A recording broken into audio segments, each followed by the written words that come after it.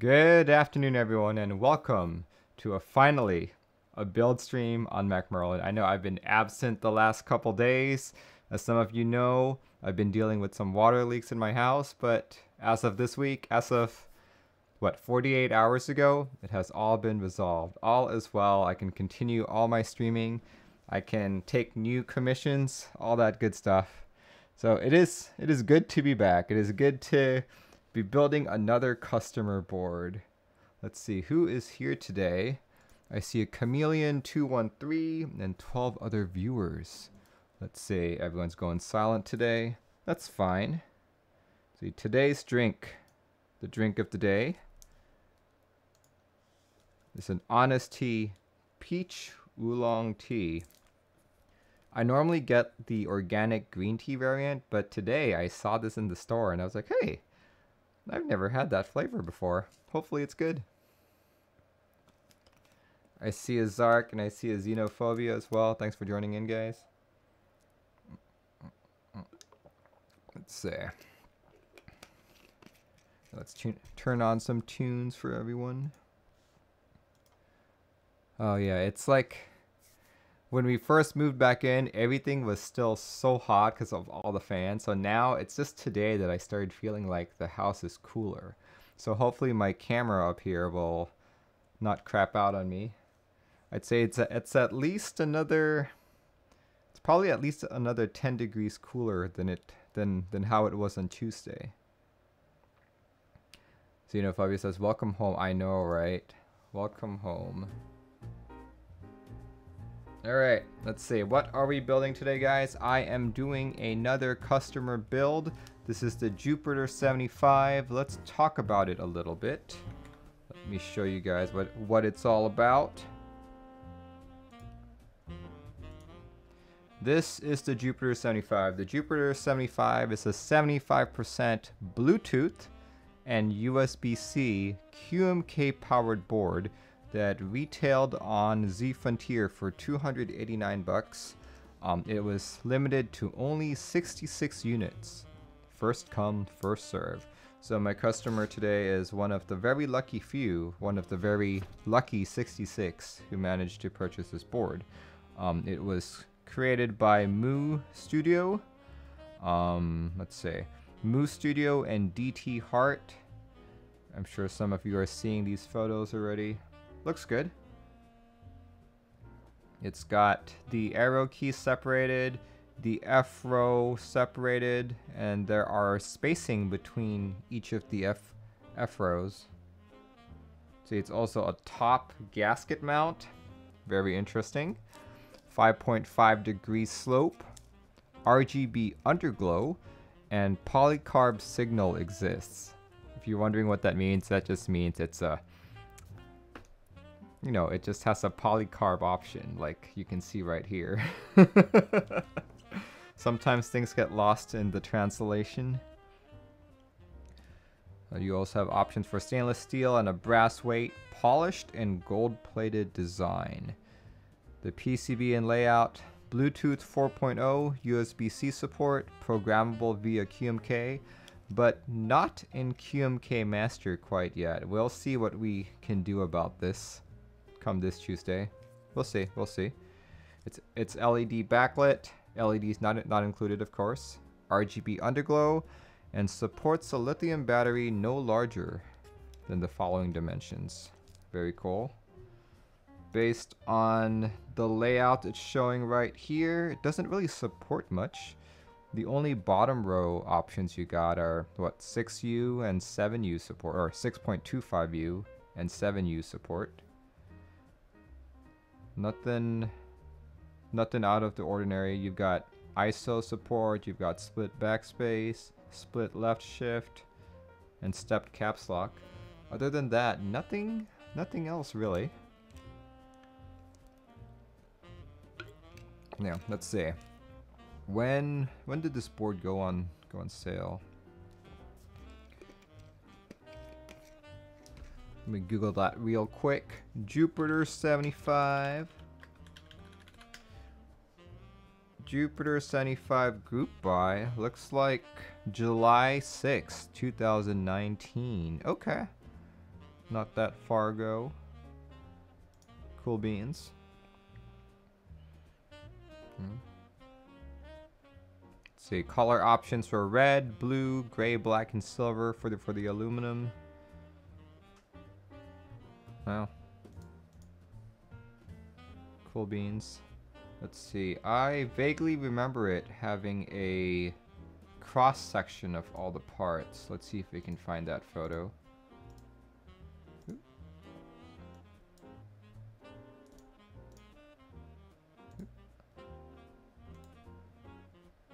Oh look, you can see the plate from the bottom of the board. That's interesting. Very interesting. Anyway, let's take a look at the actual unit here. Alright, the customer sent me a whole bunch of stuff to build his board with. So let's see, let's start with the board. There we go. It came in this red case, personal mechanical keyboard.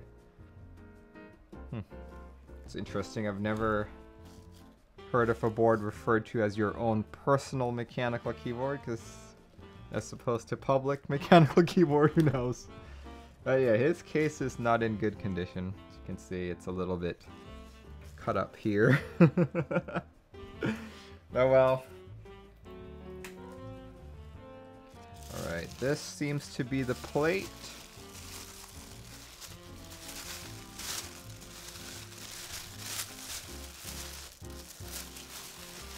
The black plate.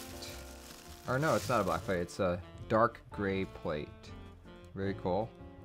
Feels and looks like aluminum. Xenophobia says your personal mechanical keyboard attaches to your personal computer. Okay, okay, sure. I get it. Check that out.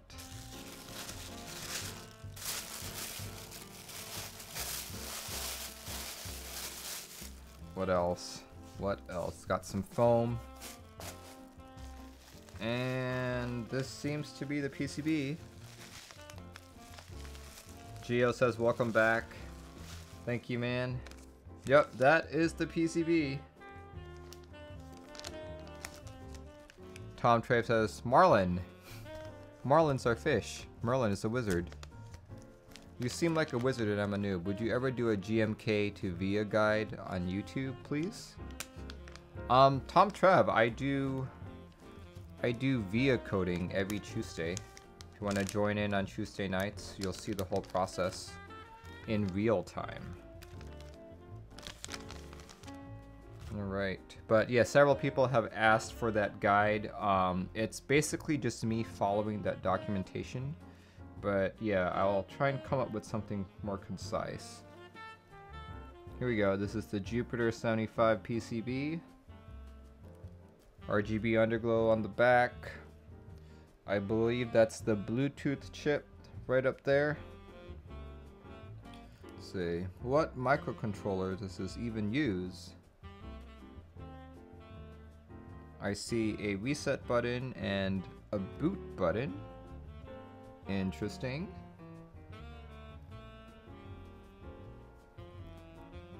I suppose the microcontroller is part of this large unit right here.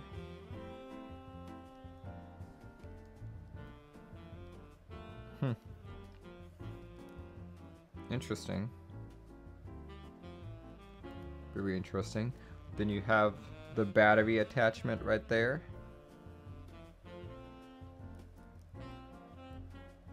Unicorn says, does it make sense to have VIA compat if the board already supports QMK? VIA is just simply a GUI for QMK. So in order to have VIA, you must first have QMK.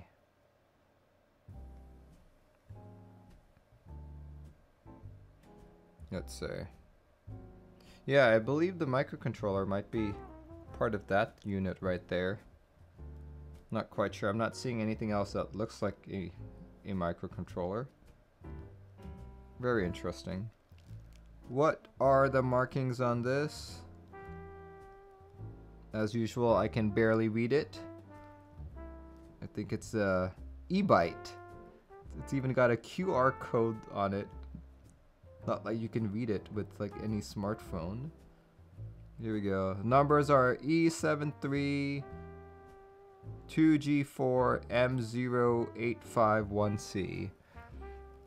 Yep, never heard of that one before.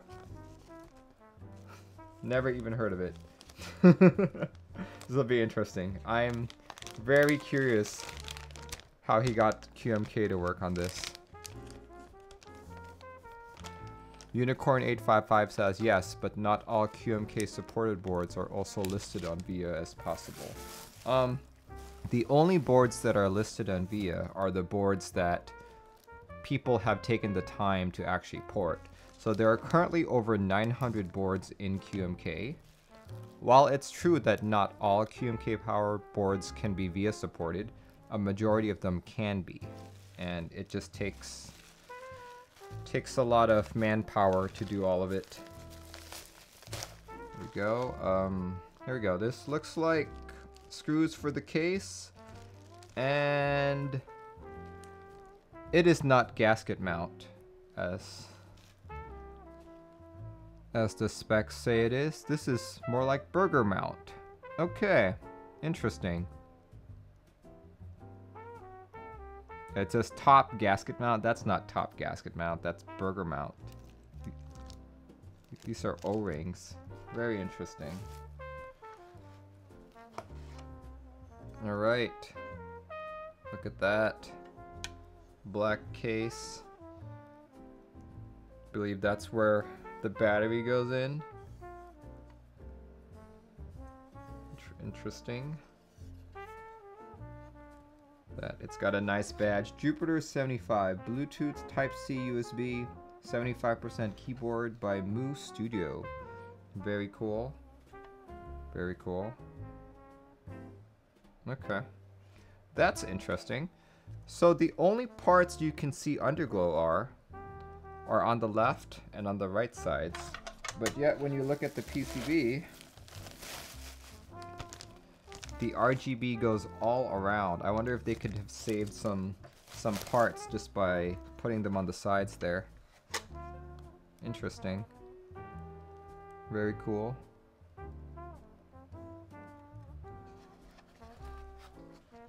Very cool. Okay, well, regardless, let's try and test out this PCB. I'm very, very curious to see how this works, or if it will work at all.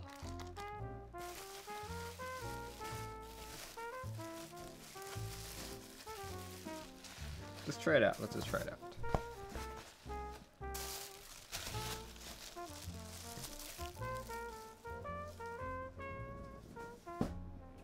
Oh yeah. Other components of the build.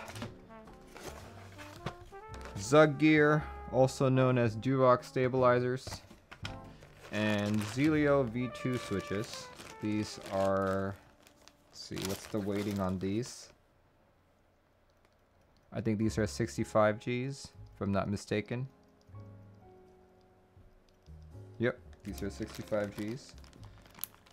And he did send me a key set to put on, which I really appreciate, just because I personally don't have that many key sets. So when I have to put it on a customer's board, I usually end up taking apart one of mine. But this key set is EPBT 9009. Ooh, look at all that. Very cool. I like the packaging. Oh, it's stapled too. Shoots. Cool beans. Okay, we will take that apart later.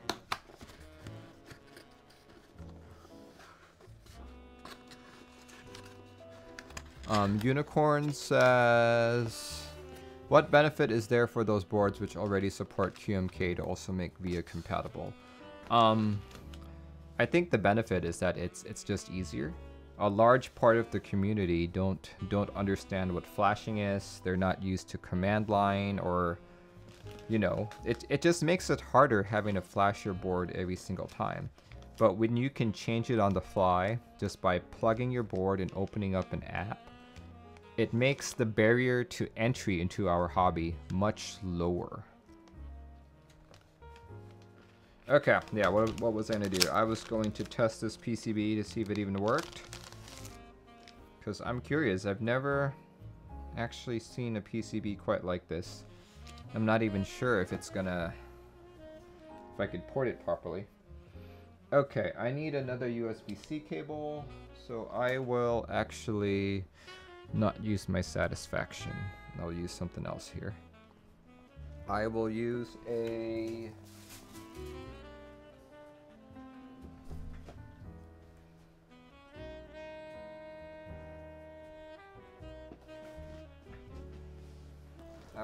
my trusty Sirius.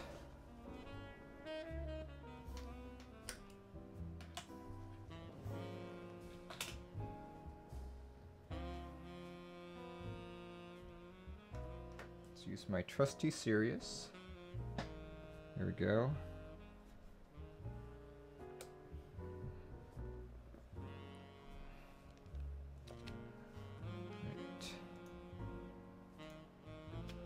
Let's go bring up a keyboard testing site, such as QMK Configurator.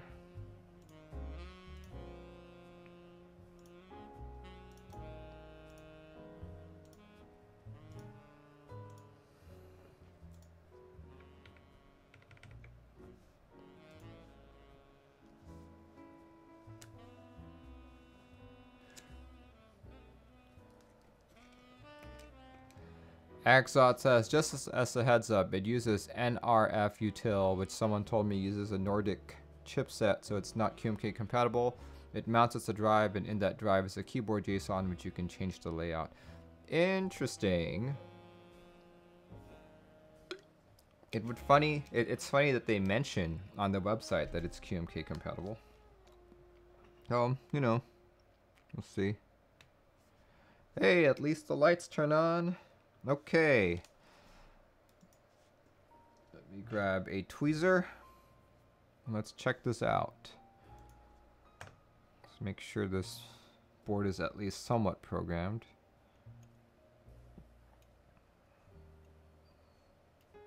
So far, so good. I noticed the PCB actually has each of the keys labeled, which I like a lot, because it makes it easier when I'm actually trying to port the board. Not that I can port this particular board, but, you know.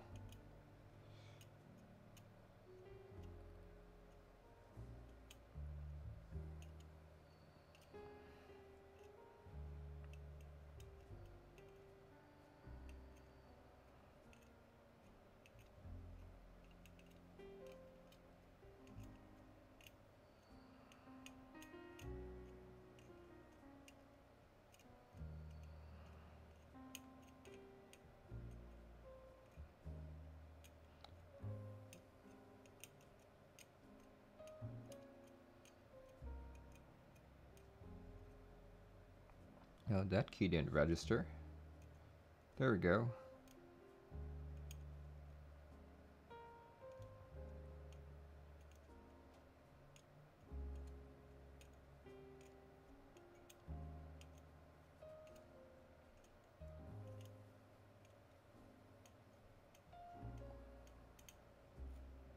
Come on, caps lock.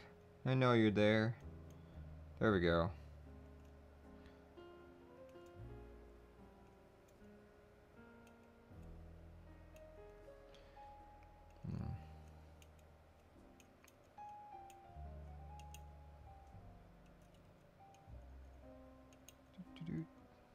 Oh, question mark. You are not registering. Oh, there we go. Sometimes just have to use the correct angle.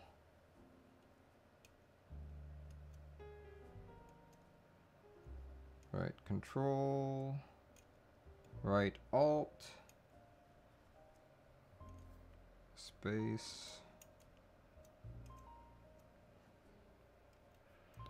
Okay, looks like right alt isn't responding. I don't know if that's an FN key.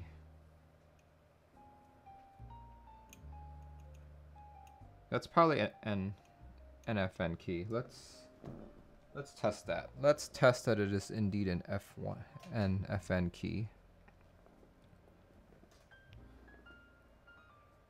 Except I don't know what the default key map is, so let's just play around here. Let me hold the FN key, and let's press something.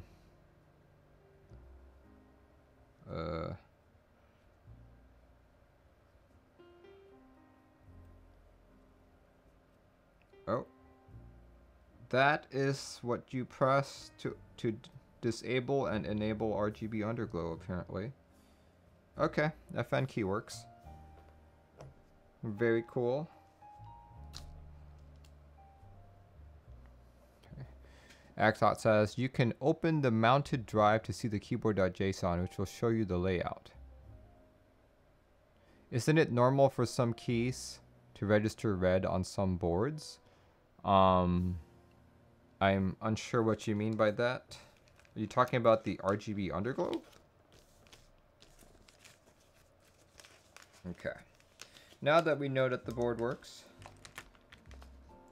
we can actually get started on the build. Alright. Let's see. I am going to start on stabilizers.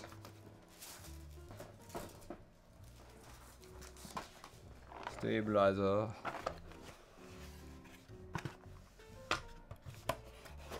I was actually having a chat with the customer just about an hour ago.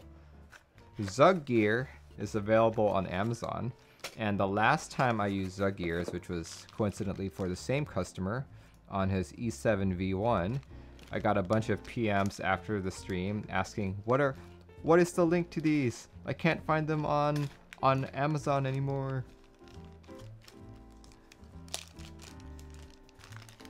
So yeah, they sold out pretty quick.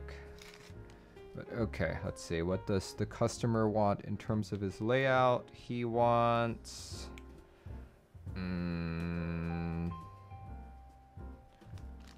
Okay. I think he wanted a 6.25U. Well, that's good. Let's get out all the stuff we need.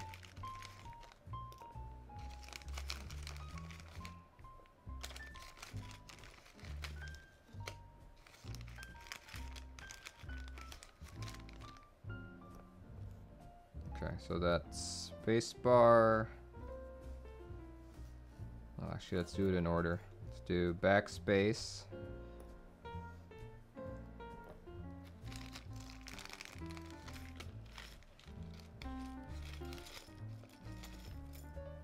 Backspace. Enter key.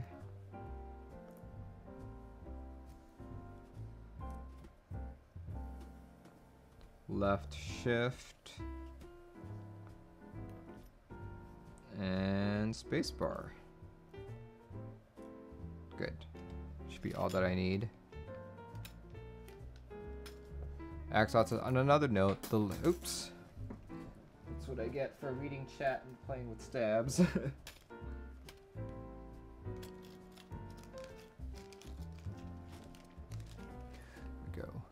On another note, the layer is interesting on this board is that FN plus certain keys will control Bluetooth functions as well. Very interesting. Okay, that's all the stats we need. Sean says, no, on Switch Tester, Andy was doing a build yesterday and some didn't register, appeared red, and he said that it's normal for some of them to not register.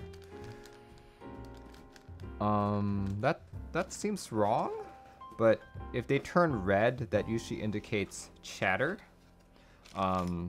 Chatter is basically like your switch doesn't like a good example would be if I were to type the following sentence. Merlin says hi on chat. If, for example, my M key was chattering, it would be more like that. Merlin says hi. This is purely an issue with the switch. Like the contacts in the switch are maybe bent wrong, maybe they're not contacting properly, and this is what can happen. If you're testing the board with this, you need to be as still as your switch. So if you shake a little, if you shake even very little, you will simulate key chatter.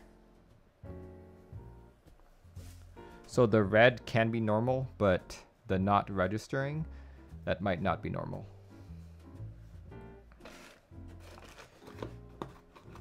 All right. Let's see, where did I put my lube?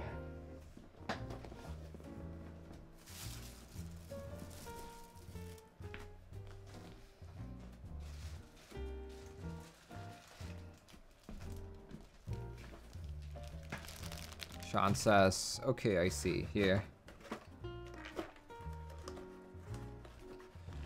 Yeah, I brought all of my lube equipment when I left the house just because I didn't know how long I'd be out. So I figured while I'm waiting to get back in the house, I can lube switches.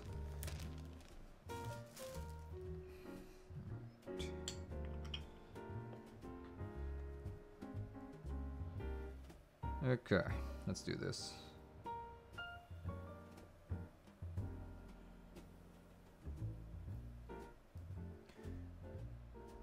Yeah, Axot, this will be a very interesting board. You know, this might actually be... Oh, it's not the first board that I've done on stream that's not QMK. It's more like the second. The first board that I did on stream that wasn't QMK was basically just a rebuild of a FC660M.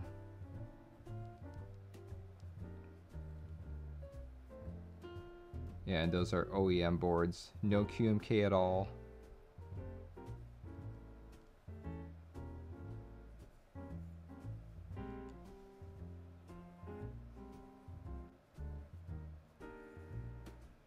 Glad you got back home. Yeah, me too. Me too. We were getting concerned, you know, just because if we had to be out for another week, that means we'd have to be at a hotel. We were considering renting a tent, right? And just putting it on our balcony and just sleeping there. And we were actually gonna do that on a Wednesday night if like none of the water had been cleared out. Because I was like, you know, staying at a hotel is nice, but I don't necessarily like paying for it.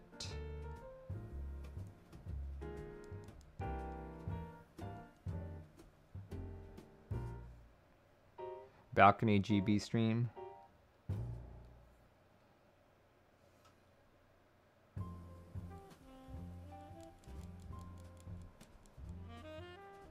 Mineral says, you saw me commenting on the 660. Am I gonna get in on that?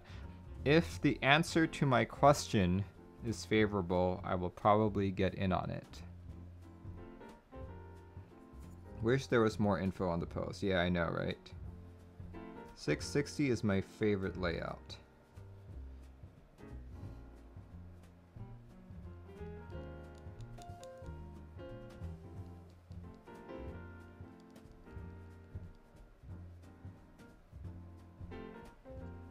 He said no ESD. Ah, okay, that... I guess I'm not getting in on it then. That's very unfortunate. Oh well.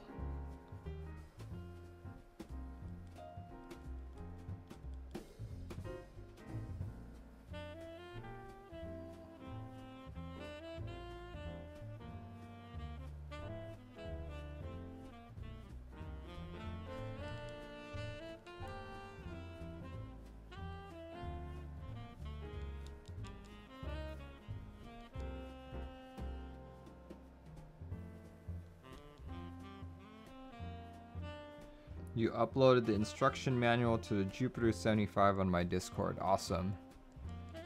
Recommend it. You review it for the default instructions as well. Very cool. Thank you.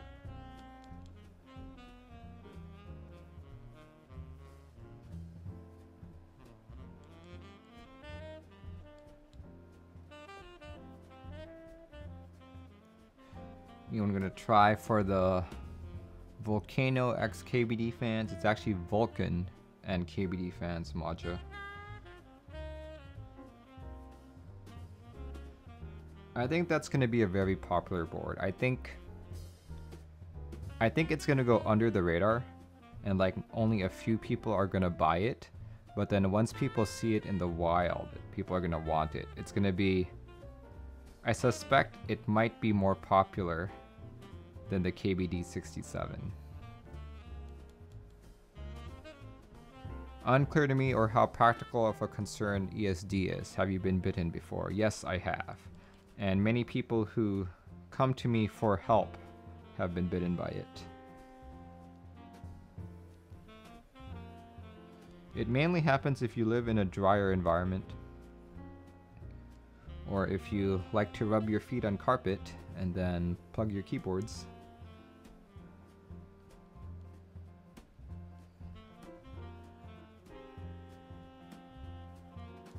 It's one of those things that doesn't happen very regularly, but when it does, you wish that you had it. I kind of liken it to like seatbelts. You know, you don't get into a car accident every day, right? But when you do, that seatbelt will save you.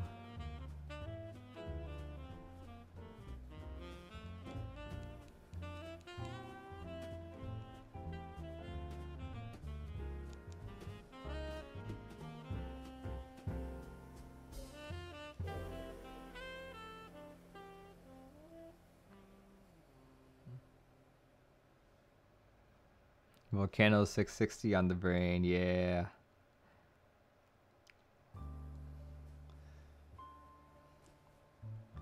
I really wish that I would have gotten like the polycarb of that board. I just didn't have enough money at the time. Yeah, polycarb 660 would have been immaculate.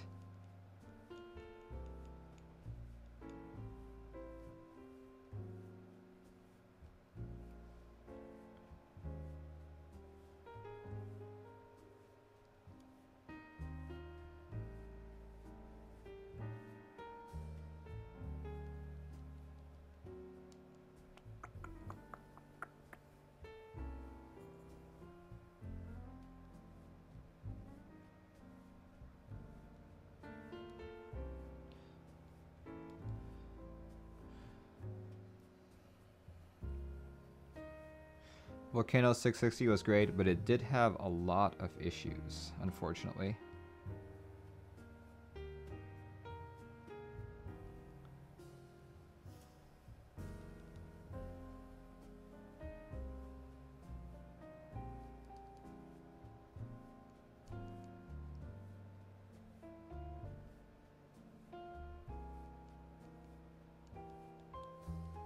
Did the Volcano have ESD? Yes, it did. The Volcano PCBs were made by Clueboard.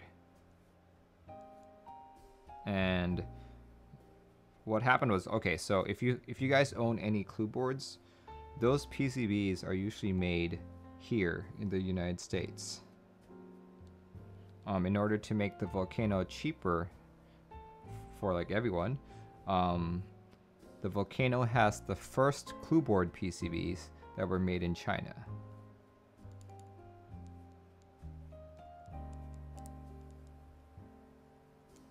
And regrettably, lots of issues came up. Like some people received PCBs that were dead. Some people actually zapped their PCB too much that the ESD protection didn't protect it. Yeah, they were just weird issues that I've never seen on any other clue board.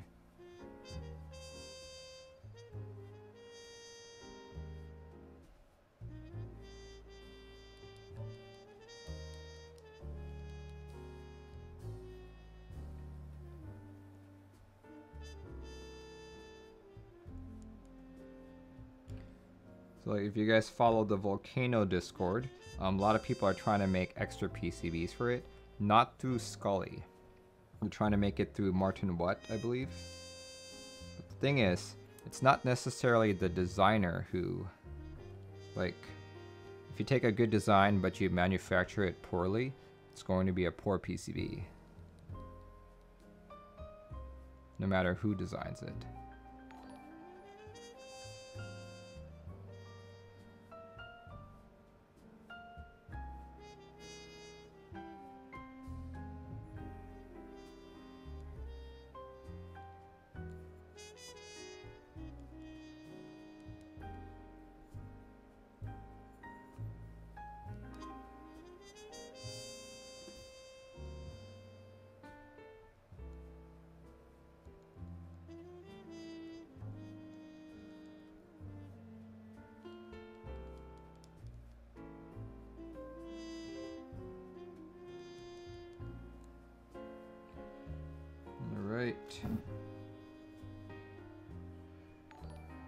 McGurk gifted a tier 1 sub to Mineral. Thank you, man.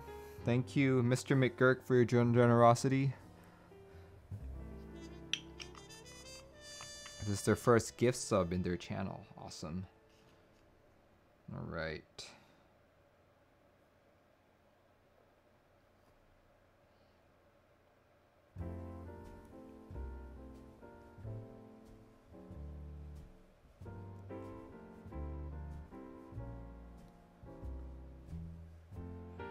So after this, I'm actually going to go look at those instructions that Axot posted,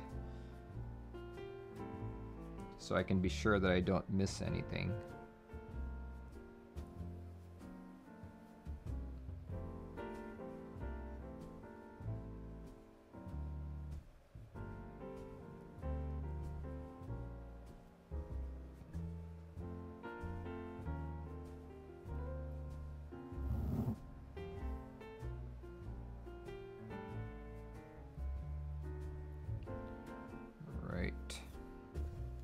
So I like to do a mixture of 205G0 on the plastic bits and Permatex branded dielectric grease on the metal.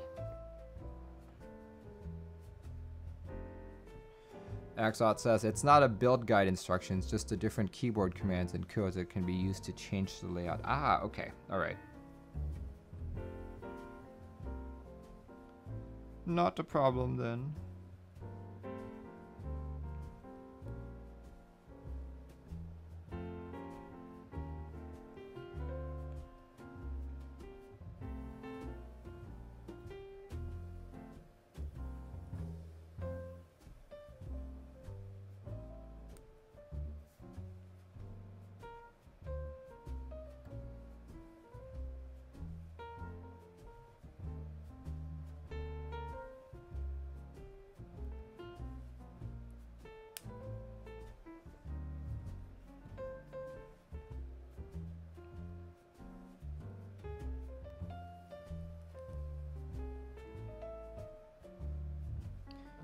Yeah, this is the second 75% that I'm building for this customer. He shares a love for 75s just like I do.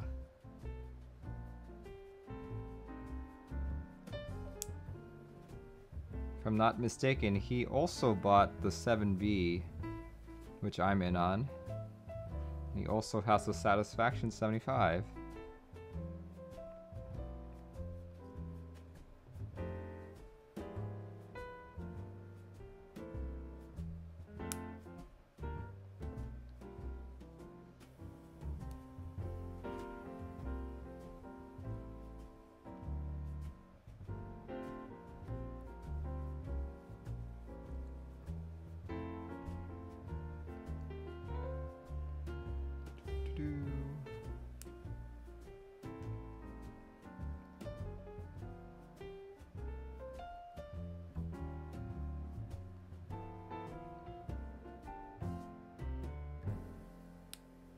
Did you build his SAT 75? No, I did not. I think he had someone else build it. But he is a repeat customer, so he must like my builds better.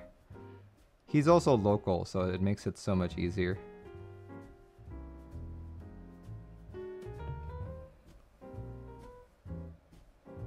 In fact, I think the next couple builds that I have are all local builds, all local to Seattle, Washington.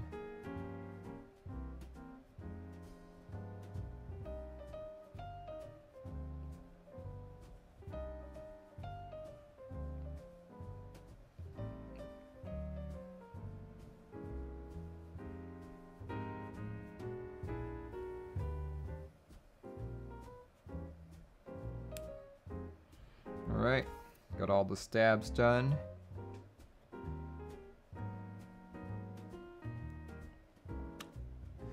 Usually if I build a board for someone, I usually include like a certificate with it in order to prove that I built it.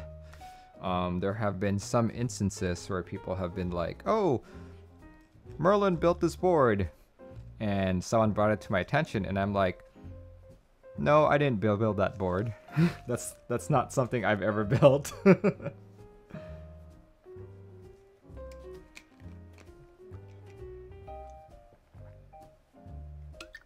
All right, where's that PCB? Here we go.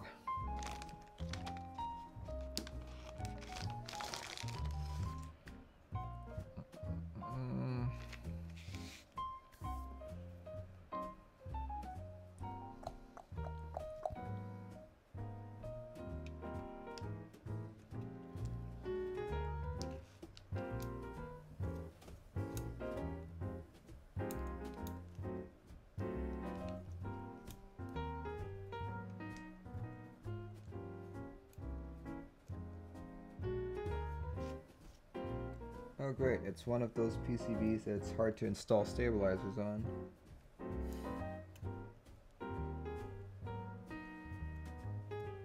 Never fear, you can do it. There we go.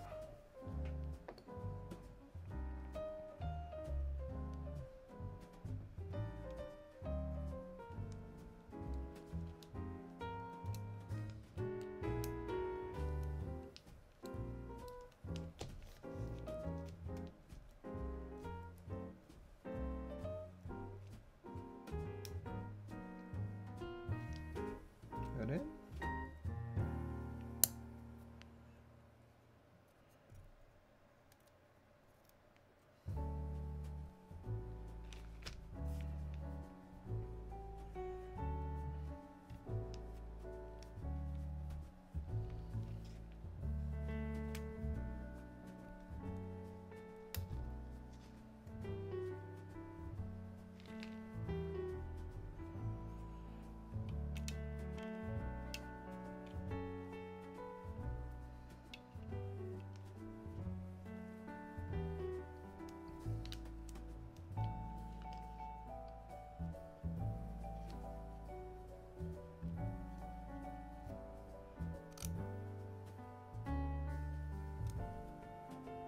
Go.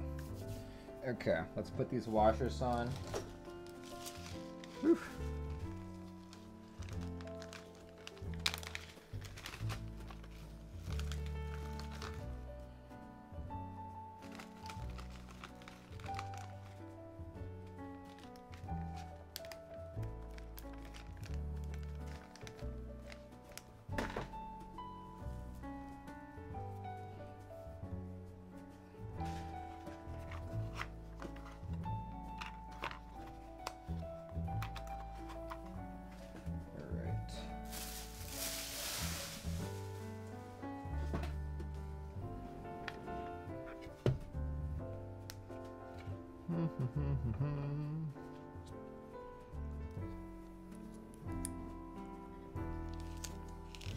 Out of curiosity, what is your guys' favorite color of PCB?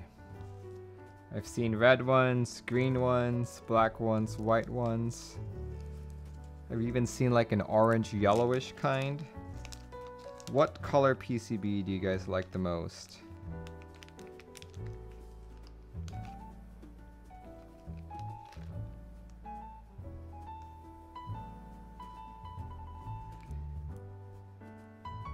Impasnat says black, Axot says black, black and blue. I don't like white or green. I guess that's really it. Red is cool. Gray.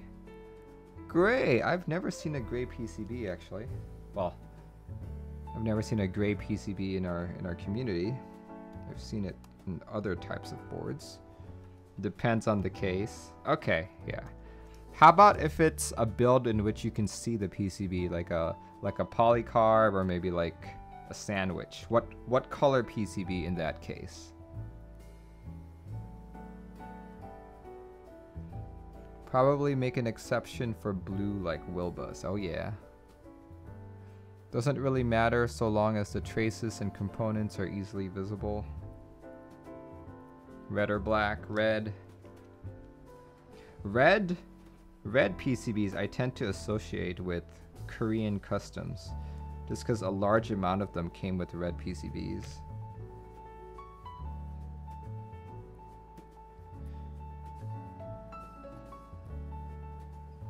Basic green doesn't look great.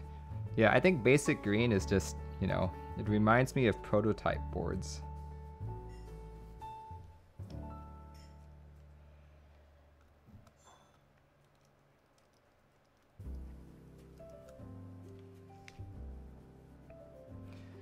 Polycarb might benefit from a white PCB.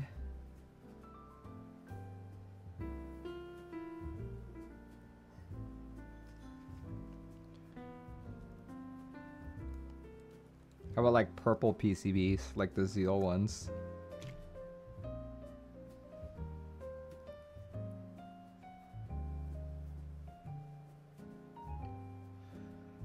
No. In before people start making PCBs that match key sets.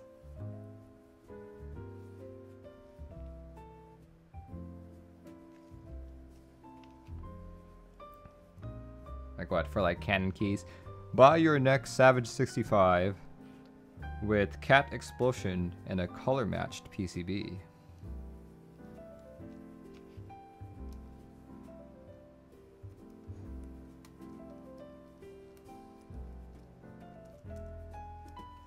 I'm sure people would buy those.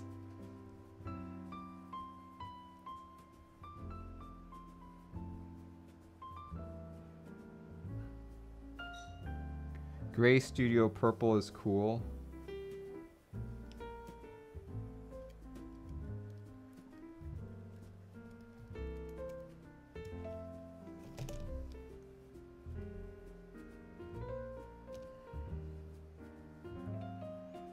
You don't see many PCBs with RGB every key. Yeah.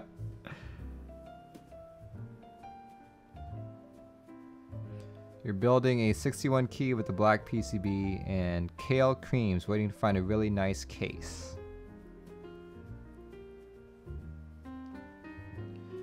Not sure if you guys noticed lately, but I think Mechanist has that tinned case. It's looking pretty good.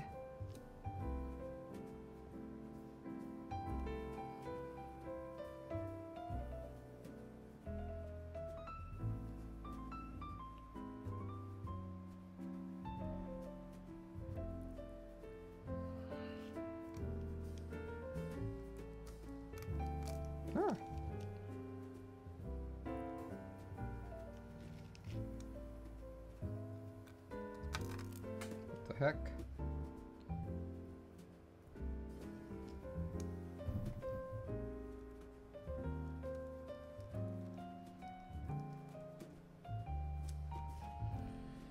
All right, looks like I got them all.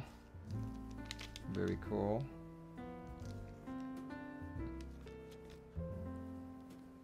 Poor York says, I find some of the black laminate coatings more fragile than like white ones in the DZ60. Easier to lift traces. Really? I've never noticed that.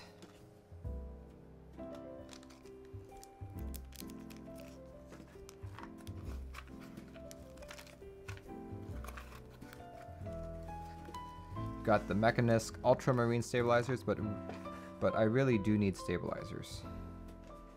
I feel like there was a shortage in stabilizers in the community right now. Every time I go on KBD Fans or on Tejas, Discord, or on RMK General, people are always like, where can I buy stabilizers?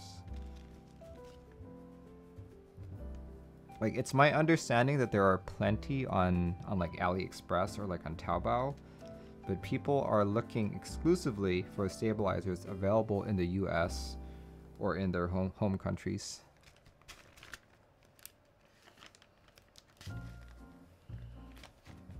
All right, got it.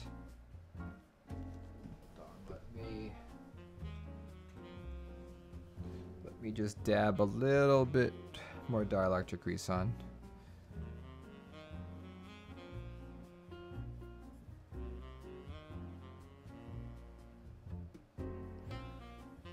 Impasse asks, Merlin, have you tried to send Unicode using TapDance and QMK? I want to be able to use ARE. For the moment, I just use Unicode.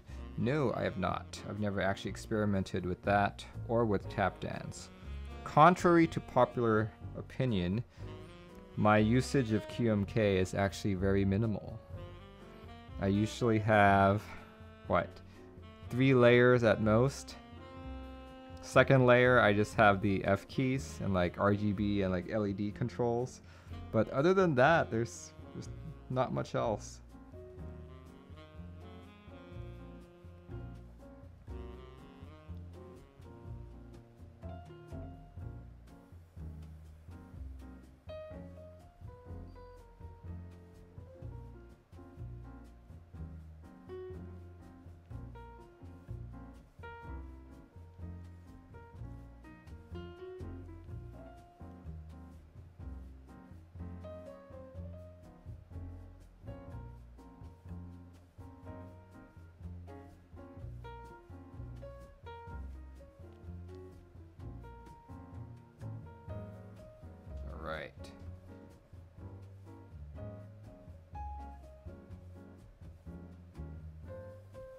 And Xenophobia has 11 layers on his daily driver. Very cool. Yeah, that's probably not something I would ever do. Okay. Got all that done. Next up, you can start putting all of the switches in.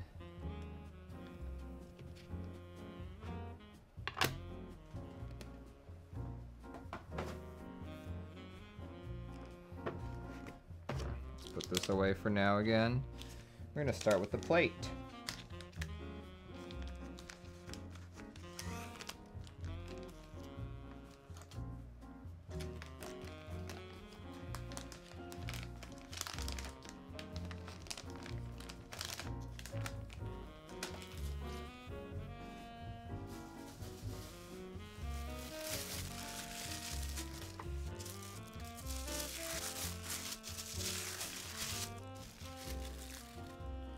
Plate.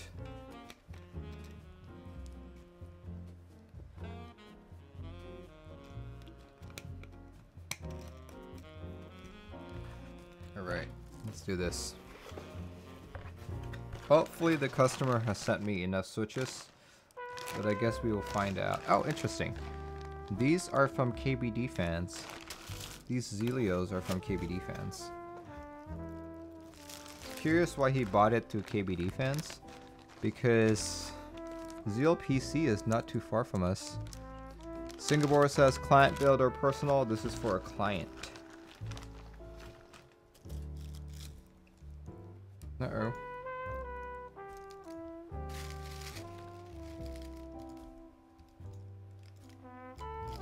I think my screen kind of froze there. Let me try and rectify that real quick. If the stream goes down, I'll come back.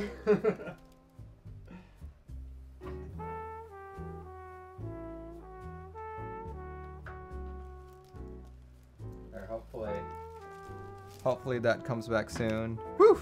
We're back! And I'm moving. Great. Excellent. Alright, these are south facing. Good. Do that. Poke it with a stick.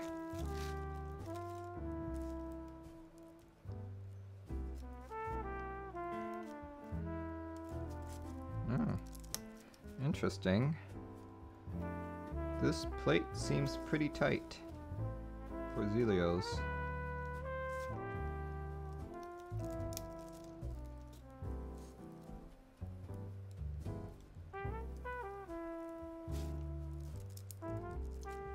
Whew.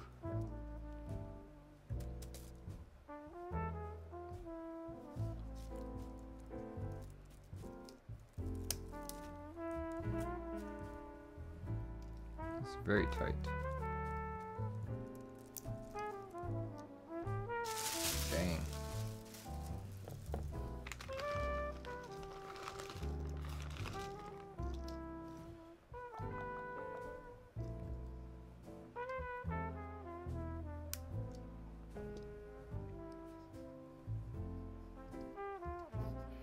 No. I wonder if the customer is online. He said he'd watch.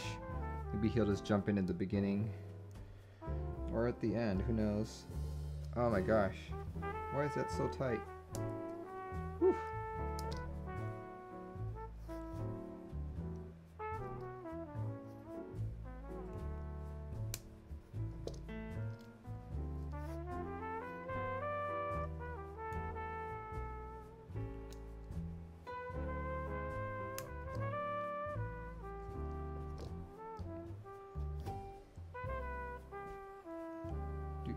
Do.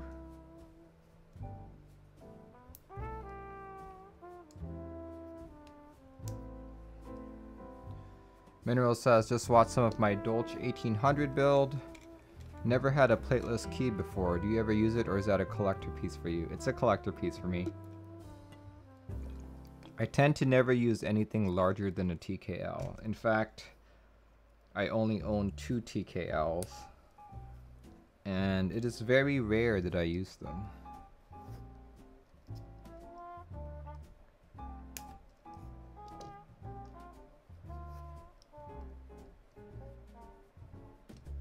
One of them is broken, which is probably why I don't use it.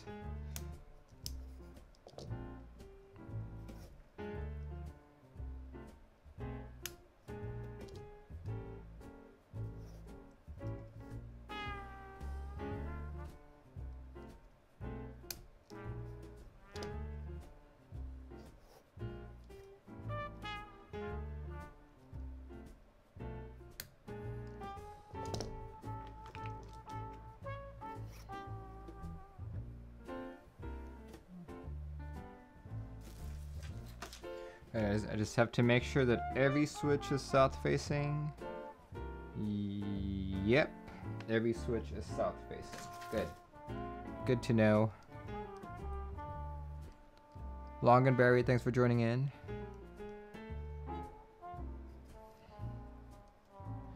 Are you team flex or team firm? I am team firm, actually.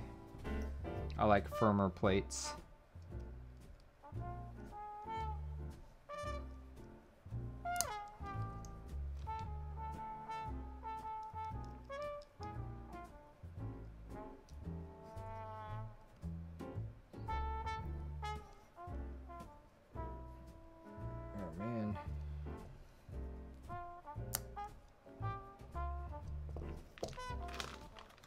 Rain says, anyway, I can fast forward in time to get to the typing test.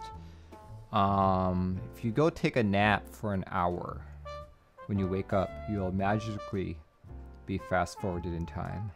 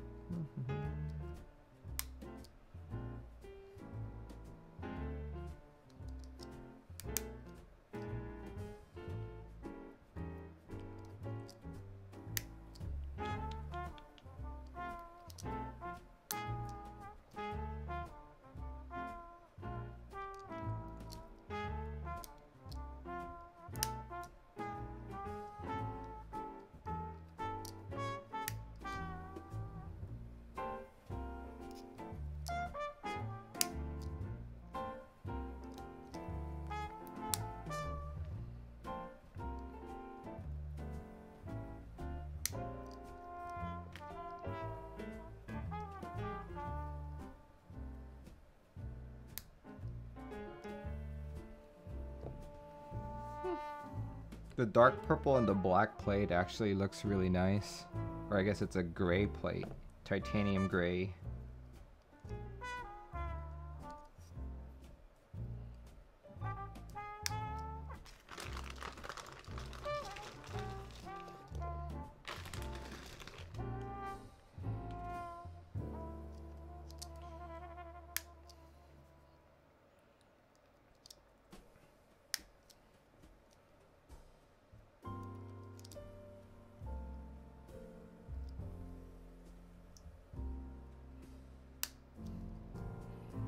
That click is so satisfying.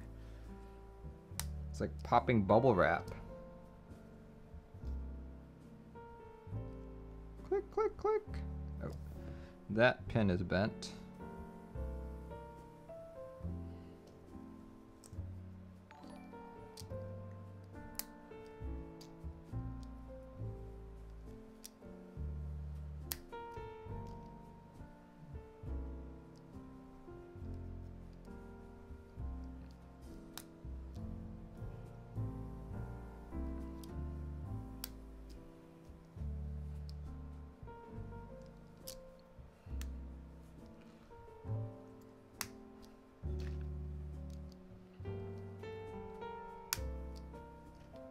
Ha!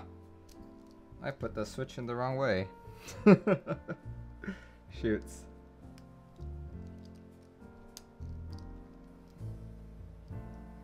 There we go.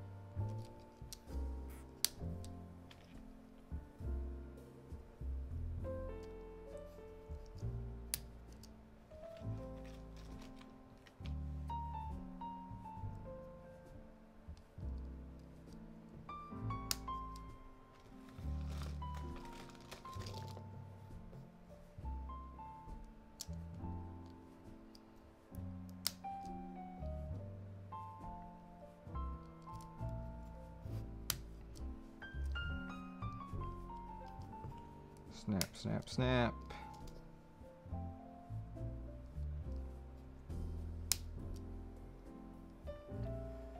Just built a KBD 75 V2 with 62G Xylence. The spacebar is so loud on return. Should I solder in a Helios to help with the noise? The spacebar is usually the loudest switch on your board. Well, not switch, keycap on your board. There's not really much you can do about it other than maybe lubing your stabs a little bit better. Not hitting it as hard when you're typing. What else? Yeah, I think that's pretty much it.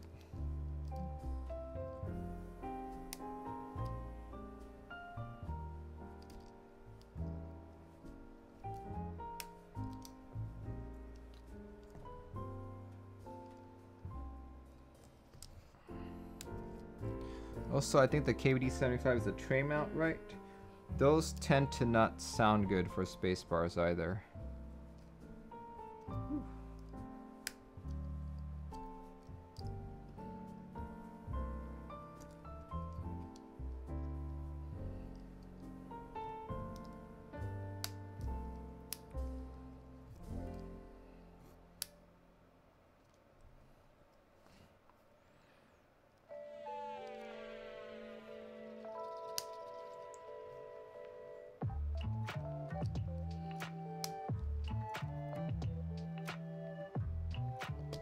Another bent leg.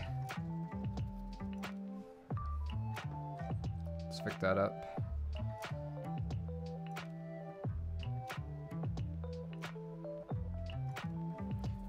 Kind of destroys the sound of the rest of the board. Yeah, I know. Out of curiosity, before you entered this hobby, did you ever pay attention to the sound of your keyboard?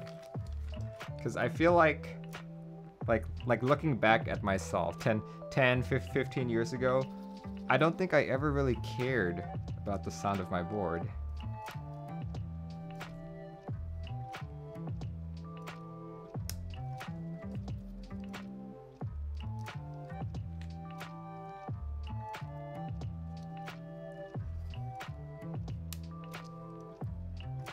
I feel like it's one of those things that once you enter a enthusiast hobby, you tend to start noticing things that you didn't really care about before. Captain Freak says, I was only worried about clicky switches being too loud. Yeah.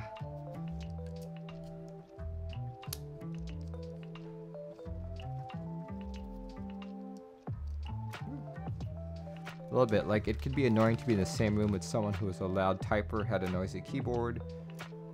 Your spacebar sounds terrible on your board. Board doesn't sound good at all. What do you have, Xenophobia?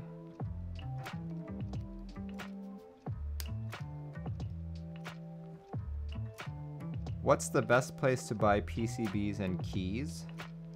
Where are you located?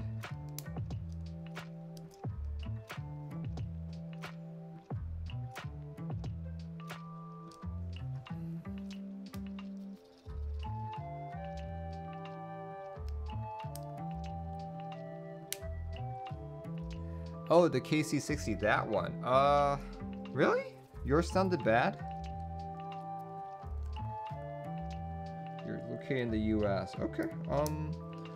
There's quite a few. If you're on my Discord, I actually have a list of all the keyboard vendors in my sponsor channel. I mean, not my sponsor channel, my resources channel. There we go. I will put the remainder of the keys in later.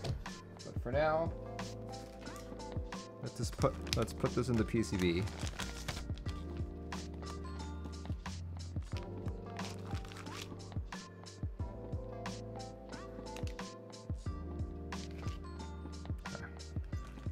Are all the legs straight?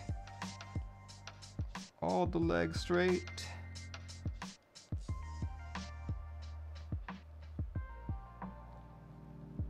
Aha! One leg is not straight.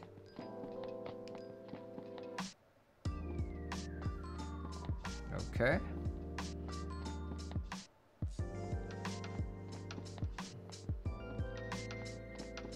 Alright. This should be good.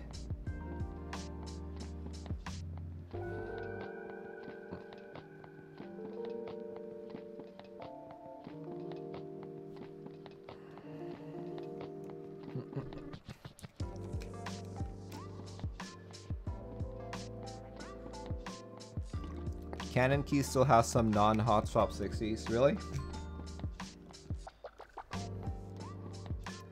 Oh yeah, speaking of Canon Keys, some of you know I have been trying to get sponsors for my channel. Canon Keys is my newest sponsor. So finally, after I think I started talking with him about a month ago about this, and we finally got it working. We actually got it official last week, but no, not last week, but the week before last. But yeah, that week was hell for me, so I didn't really do much then. You keep making the same dumb Canon Keys joke? Let's hear it. I don't think I've heard it before.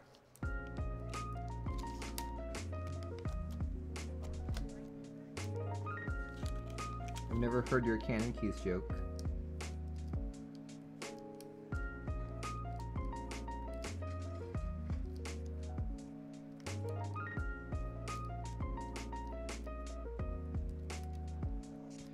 So yeah, what that means for me is if there are any Canon Keys products, if I put them on my Discord, I'll have a affiliate link so that anything you buy on Canon Keys using my link, a portion of that will go to me, or a portion of the proceeds will go to me.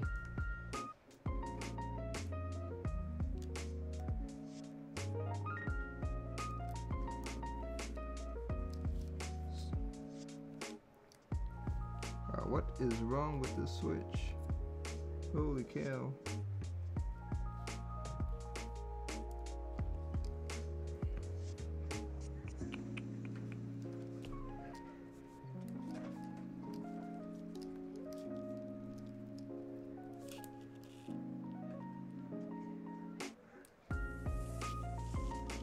Holy cow.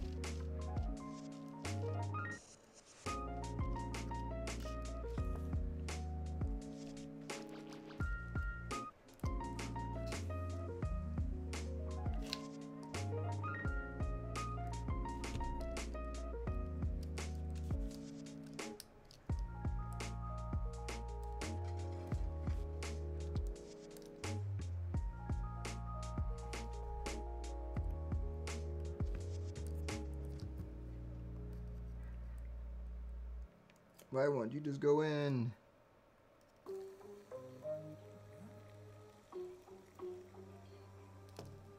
There we go.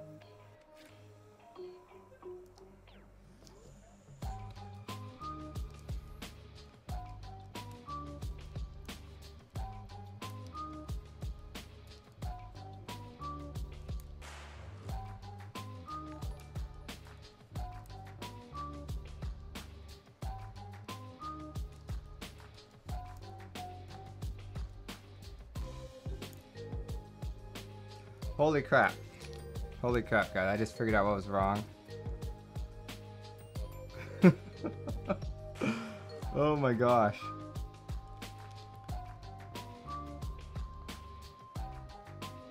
These two keys up here, they have one pin missing. Because that's where the microcontroller is. So they took out that supporting pin. I was like, what is going on? Holy cow. Alright, we're gonna have to cut those pins off. Okay, where's my flush cutter? Janky Render says, Merlin, did you receive your MM2020 board yet? No, I have not. Have you?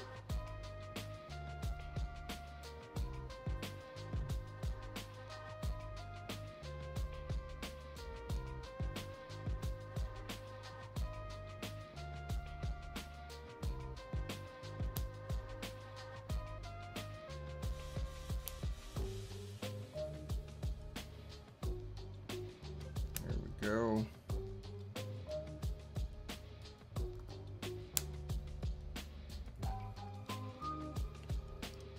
I got mine and I'm gonna build it and gives it to my brother for his birthday. Oh really? I wonder where mine is then. Still waiting on it. Do a better job there.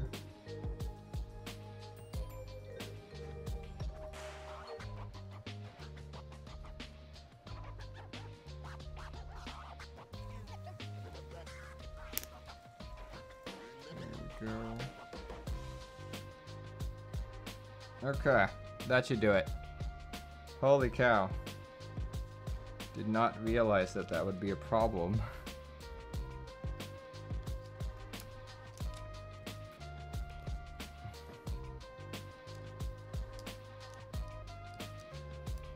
Okay, that is going in much better. Much better.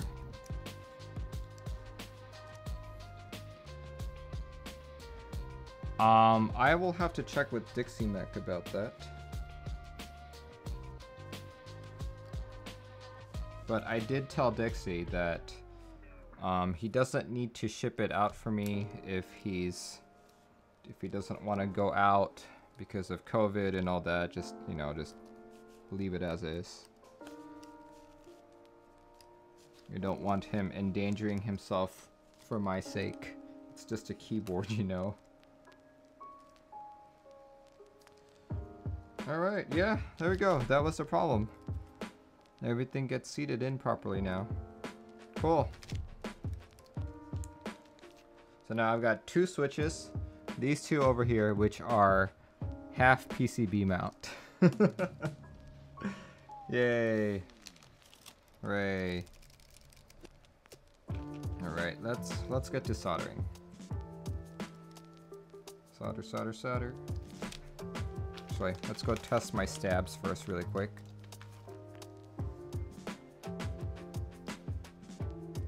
This guy goes there.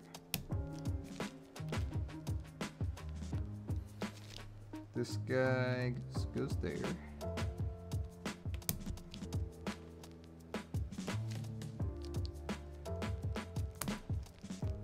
You've never seen half PCB mount before? Well, you saw it first here. Here in my channel. Let's see, which spacebar was that? That was... Let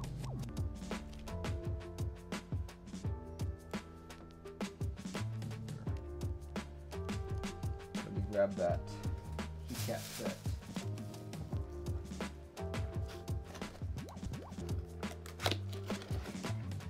You're planning on building a disciplined TKL with Gat Angst and GMK Boba Fett. Thoughts? You probably mean a Mysterium. Okay. Here we go. Let's just test the stabs really quick.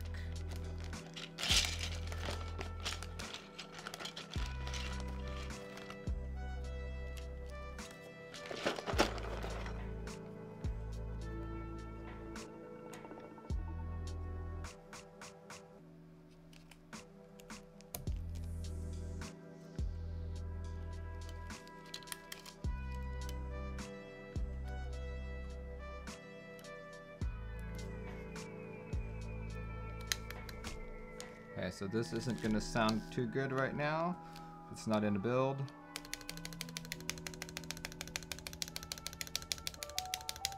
How's your baby Timo doing? Someone offered me 600 for it.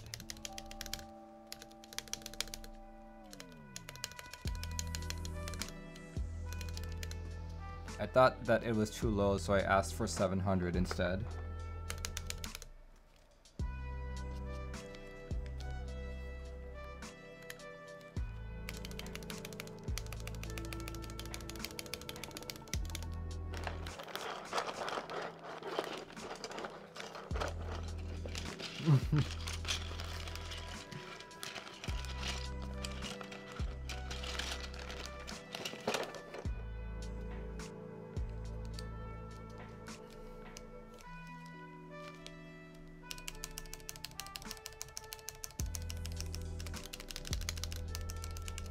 Okay. Is there a backspace?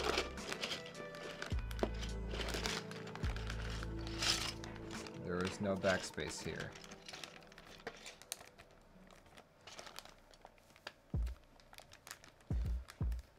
Rot, if you're on my Discord server, I have a channel there with all the US vendors that I know of.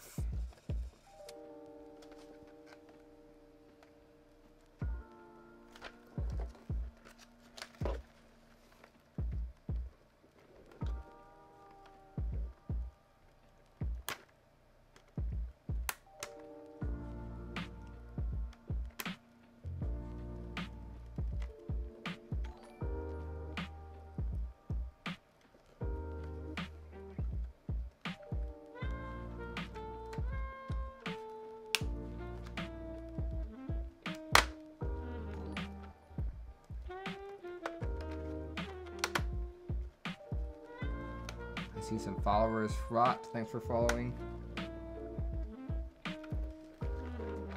Alright, okay. I need left shift and I need backspace, and I should be good. Backspace.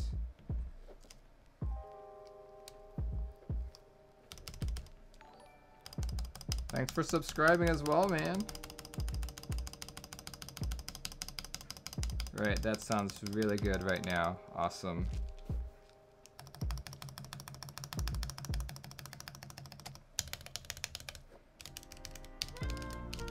Okay, all stabs seem to be working as intended.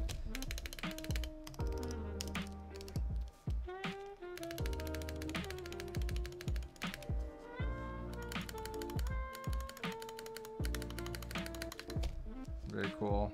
All right, we can start soldering.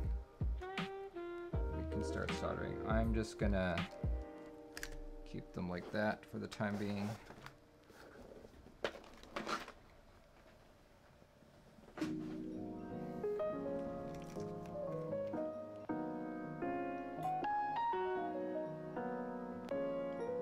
Can I make buttercreams with yellow ink stems?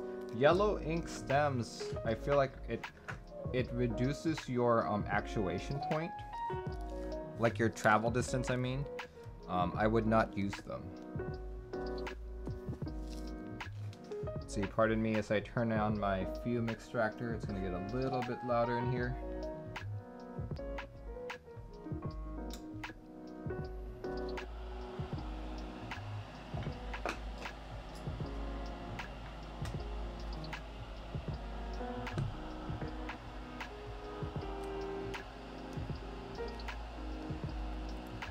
Wigatala says, hi guys and gals, how is everyone?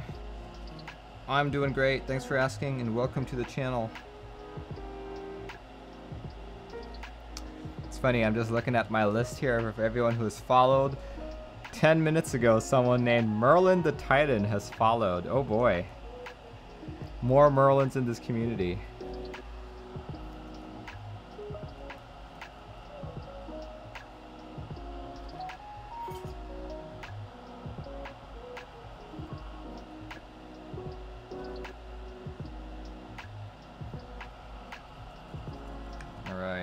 Soldering this bad boy.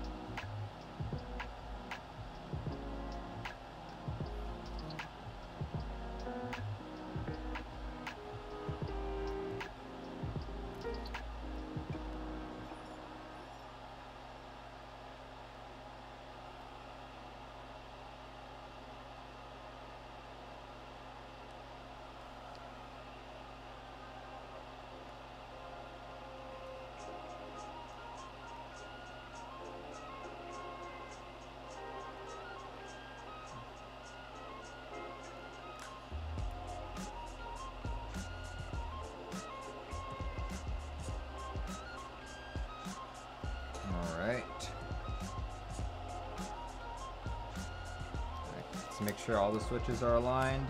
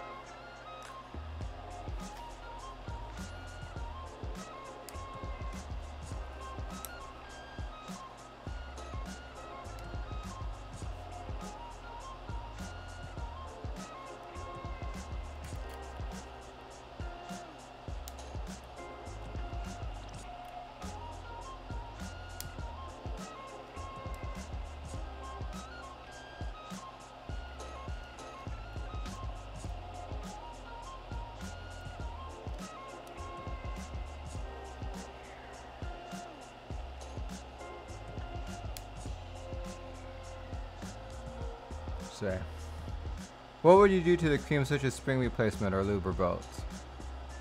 Creams?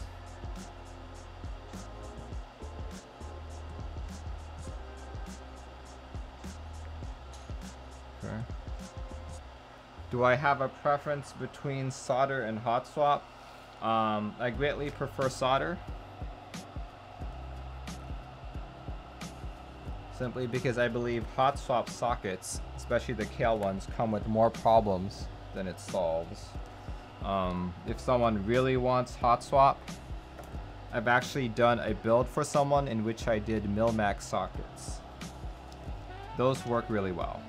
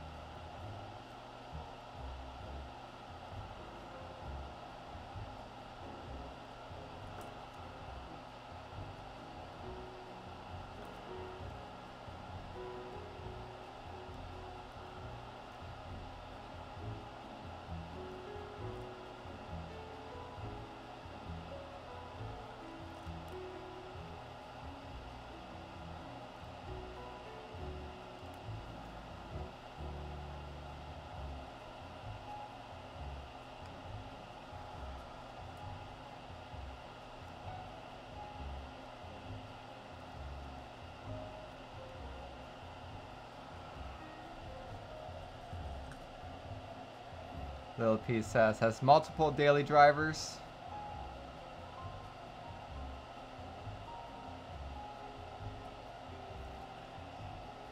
Pre-soldered means diodes, controllers, and resistors are soldered on already. Yeah, that used to be a more popular term. But I think as the community has grown larger, no one really advertises that because it's very misleading, to be honest.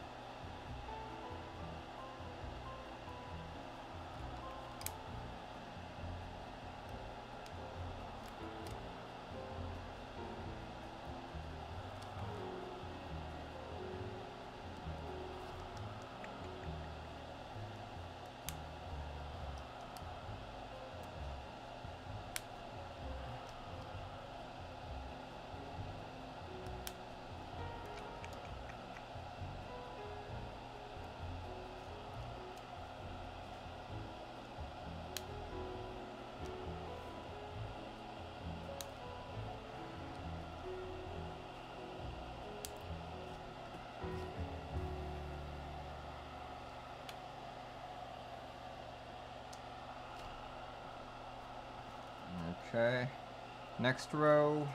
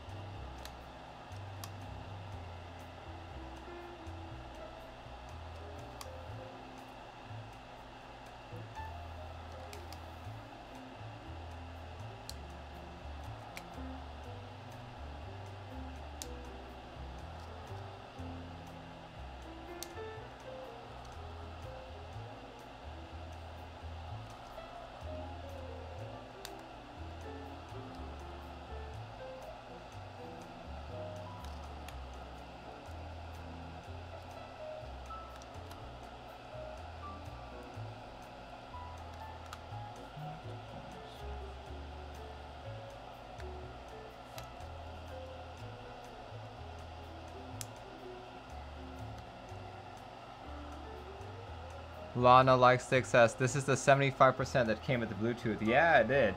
This was the sub $300 board that sold on Z Frontier just last year, actually.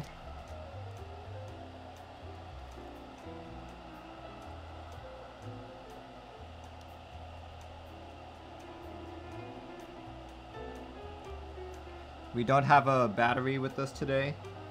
I don't think the customer got it in time, so we will not be testing its Bluetooth today.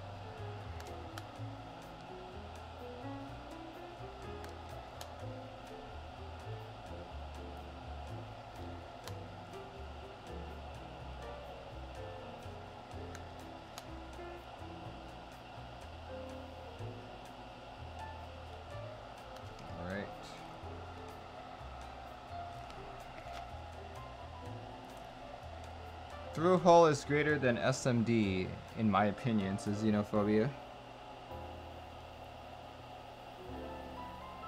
It's definitely easier to like solder.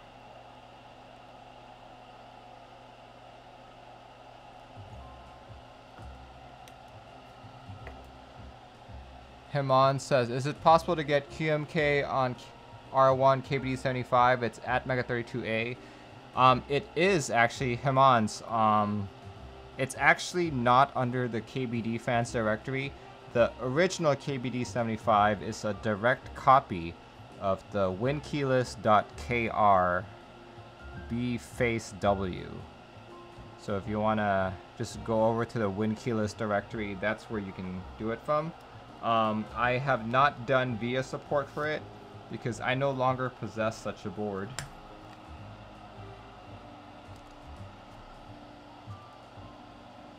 Laxa says, have I by any chance used the software for TX keyboards? Yes, I have. Did not like it one bit.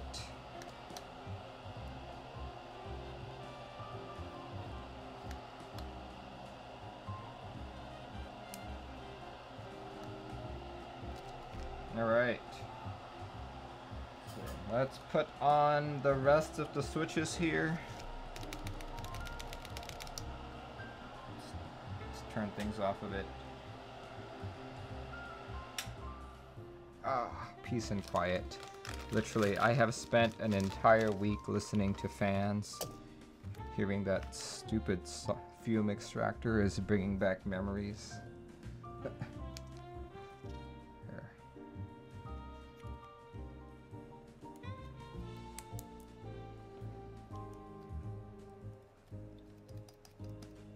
Yeah, Hemans, if you look at my Tuesday streams, I pretty much go through that entire process. So if it's something that interests you, you'd like to do it yourself, follow along. If you literally just follow along with me, it should take you about 2 hours.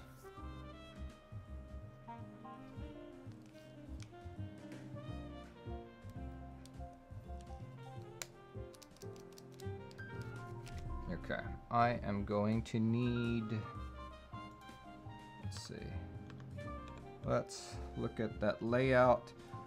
Layout for 6.25U looks like it's 3 1.25Us and 2 1.25Us. Not a problem, we can do that.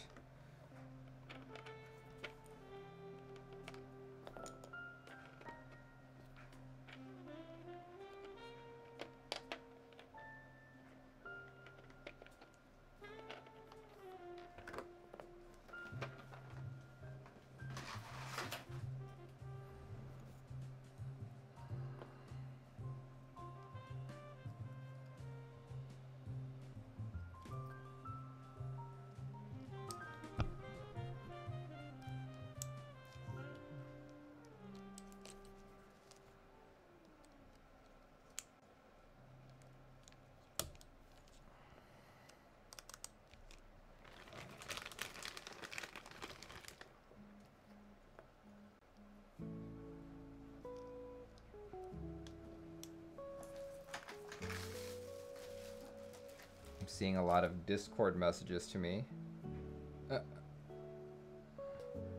Whew. Yes, I see a couple people messaging me for build requests. Yeah. A lot of my Saturday builds are actually customer builds. If you guys have a keyboard that you want me to build, my prices start at $30 and can go up to a little past 100. But just send me a message on Discord.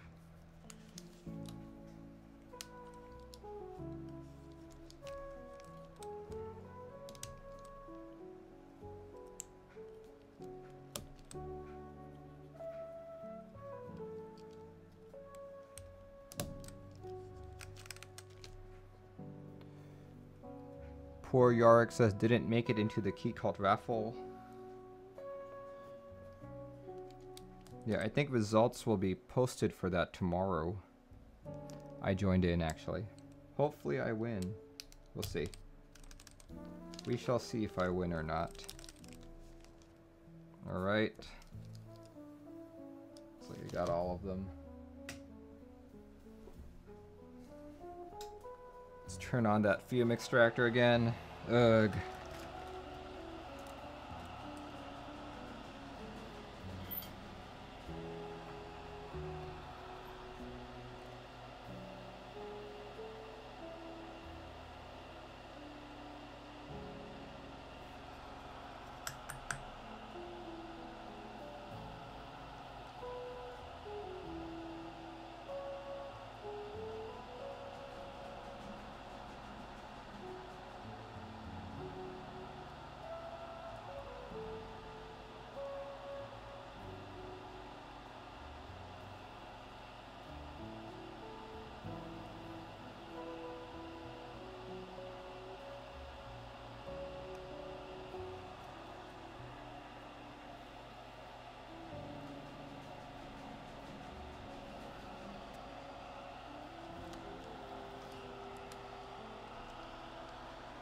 Mr. McGurk says, can you do two 1.5U to the right of spacebar?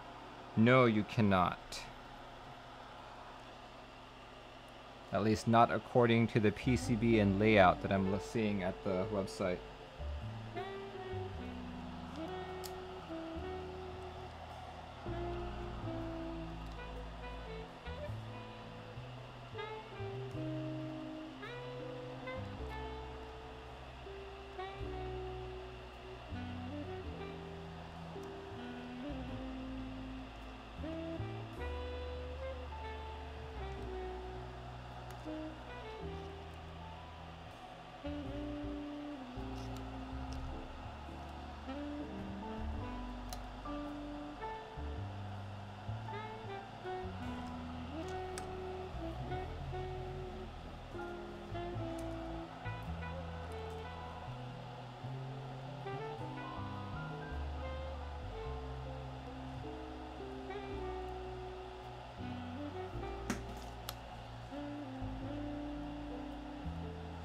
Alright.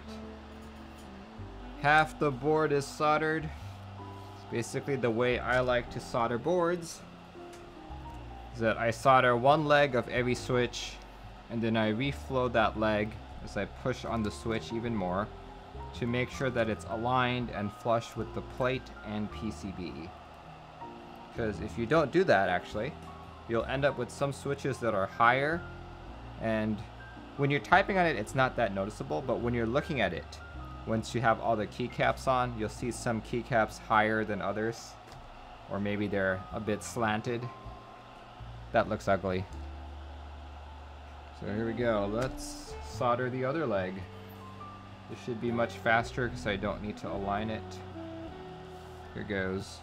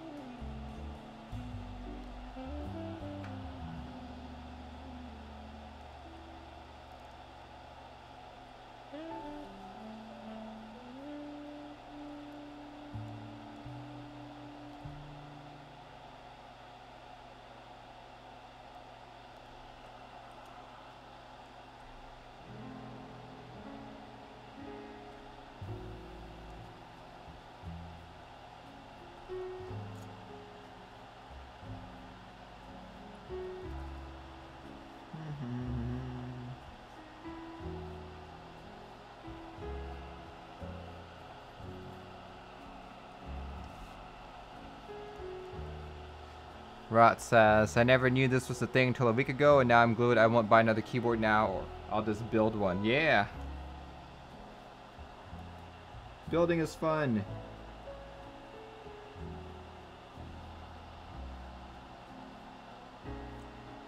You know, like if you go to electronic stores, or if you're old enough to remember, Radio Shack used to sell electronics kits.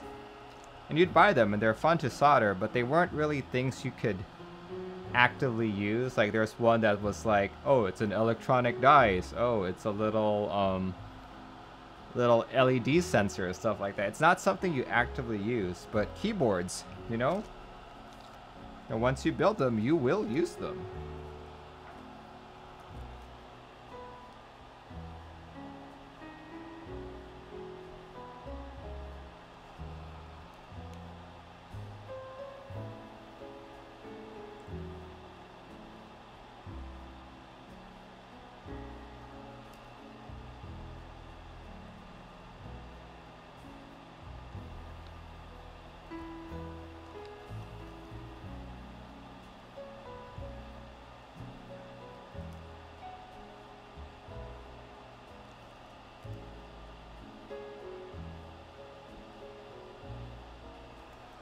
There's something about being able to use the thing you've made. It's like a badge of pride. How do I press down on the switch for the reflow step? What I usually do is I take my iron, I put it on the leg, and the instant that I see it reflow, I push the switch in, make sure it's aligned. Usually if you have a plate, it doesn't matter because the plate will align your switch. But you just want to make sure that the switch is flush with the PCB.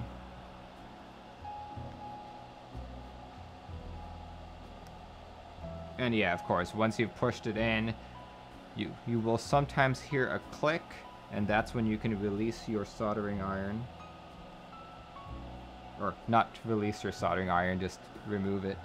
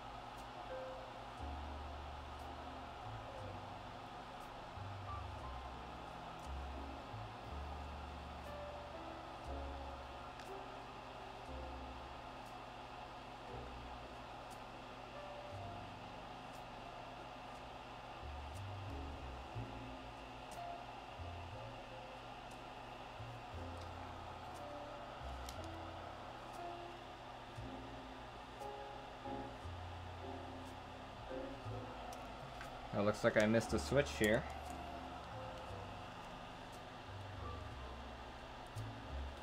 There we go.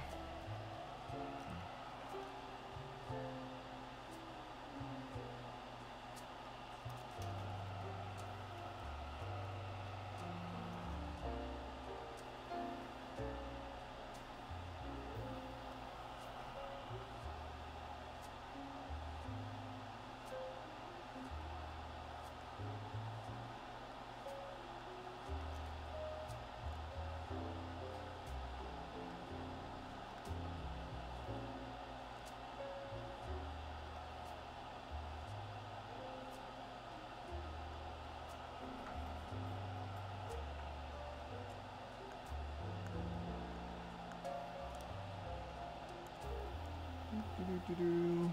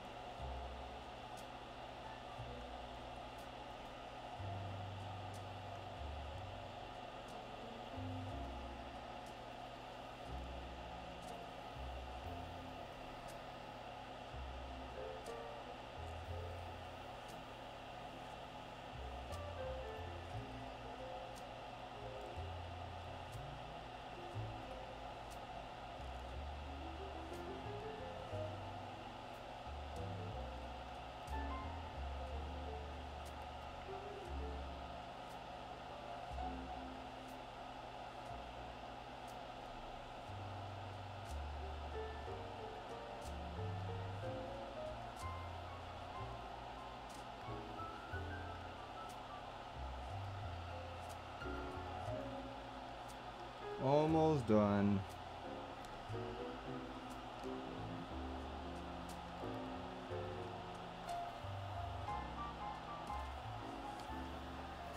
Whew. Oh boy.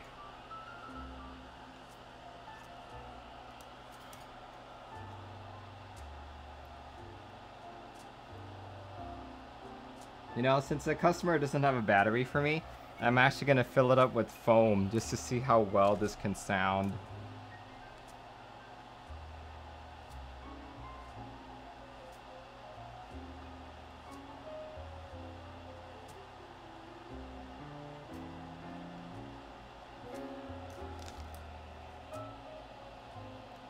And who knows, maybe if the customer likes it, he'll probably not put in a battery.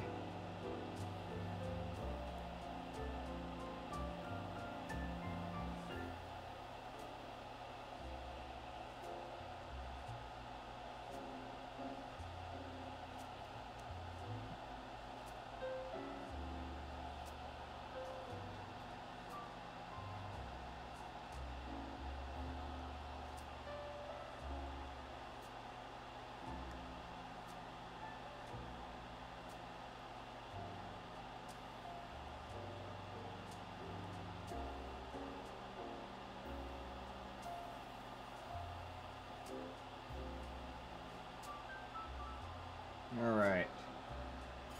All switches have been soldered in. Time to do some QC. Make sure all my solder joints look good. Lana says, did they get the PC version or Alu? This is the Alu version. So, just make sure I didn't miss any solder joints and all my joints look good.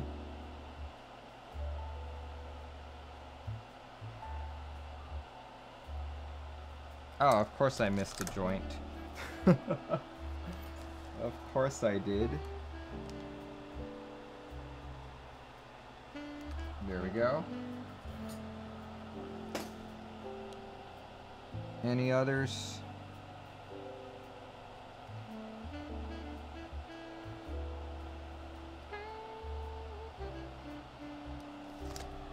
That one looks like it could be reflowed to look better. Okay. So can that.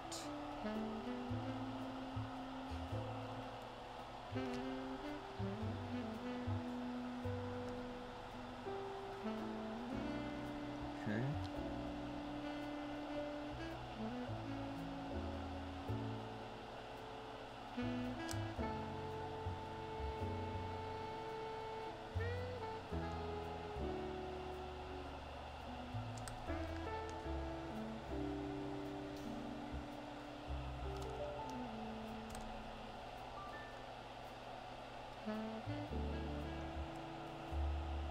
Just trying to make sure all of my joints look conical.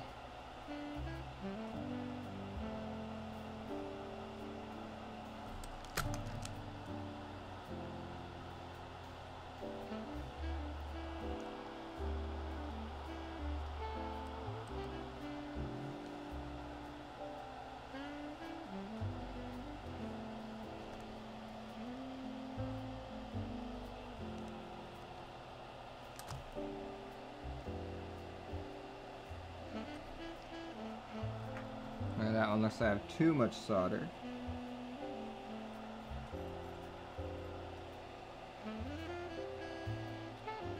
There we go.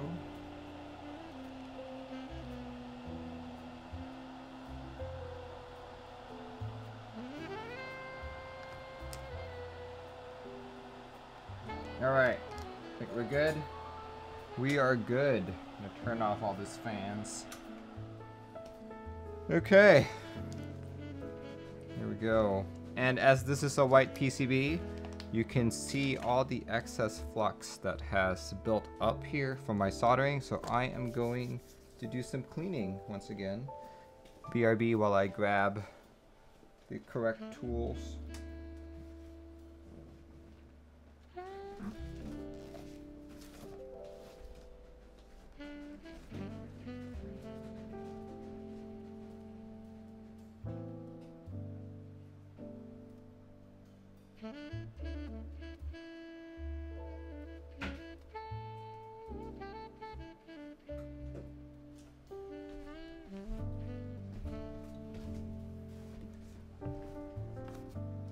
So the way to appropriately clean all this flux is to use isopropyl alcohol and a toothbrush, actually. So why do you want to remove flux? Flux has the potential for corrosion. So of course, if the flux is scattered around a solder joint, there is a chance that that joint can corrode, which will then lead into a cold joint. So you don't want that. And plus it looks ugly when you've got like little brown spots all around. And I know the customer will probably never see this unless he opens up his board, but it's just me being OCD.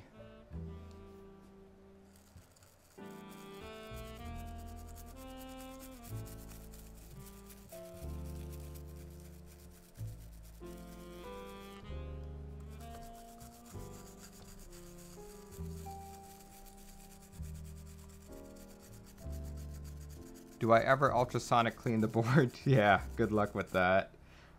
If I ultrasonic clean the board, I'd probably wreck it.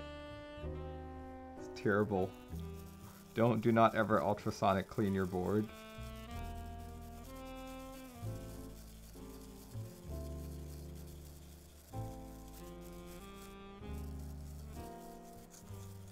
It is basically just fit and finish.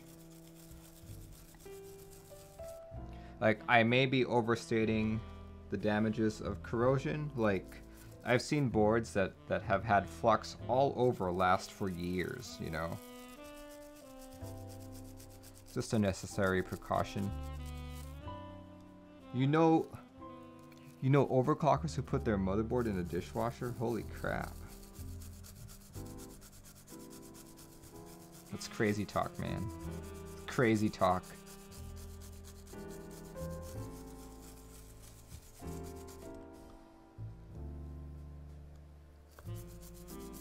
I've put old membrane boards into a dishwasher before, but never an actual mechanical keyboard.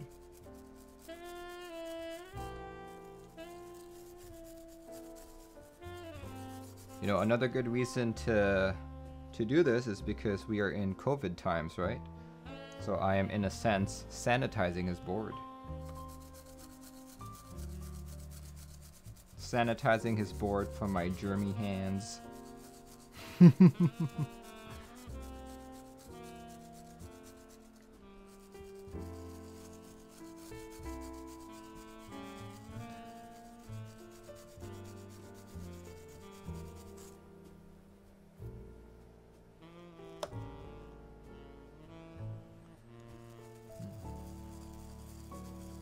So the way that you want to clean this is basically imagine you are brushing your teeth. A good circular motion. Angle it a bit, just get into all of those nooks and crannies. And by doing that, you should get a majority of the really stiff, all of the really stiff flux off. So I will mention that doing it this way has pros and cons. The pro is that you can get all of the built up stuff really, really easily. But the con is that you also spread it around. So after this, I'm gonna have to use Q-tips just to remove all of that stickiness. Yeah, after you do this, your board will be sticky, and that's not because of the alcohol, that's because of the flux. And as I said earlier, flux can cause corrosion, so you do want to clean it off as best as you can.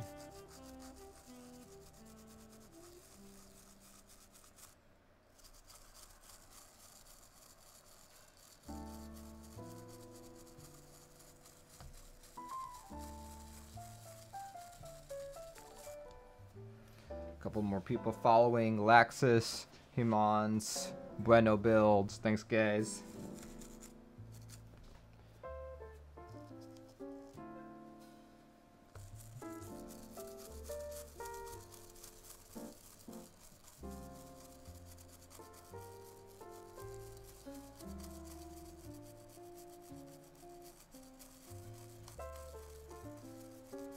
Do I have a stream schedule? Yes. If you're on twitch.tv right now and you scroll down to the info section, that should have all of my schedule.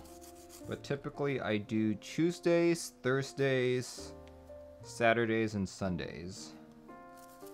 Different content each time. Saturdays are usually my build streams. Sundays are news streams where I talk about starting group buys and ending group buys for that upcoming week.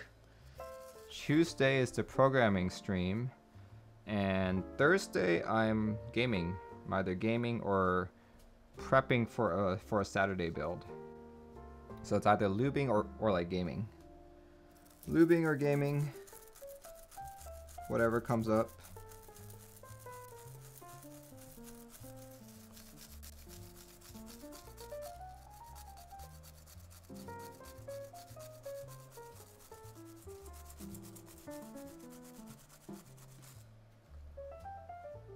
And no, I'm not gaming on a PC, I'm gaming on a Nintendo Switch. Because the Nintendo Switch is the best gaming Switch. Remember that.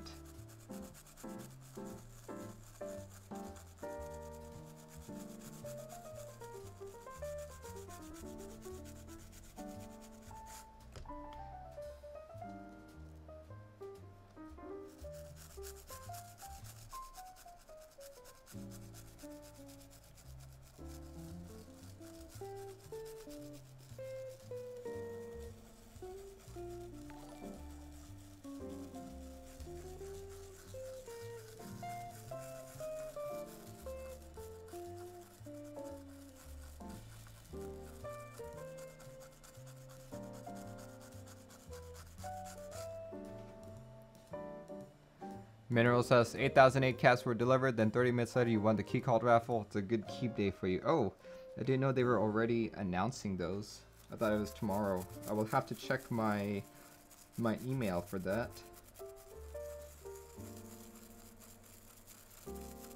A lot of people were teasing me on Top Clock. They're like, Merlin, you're a streamer.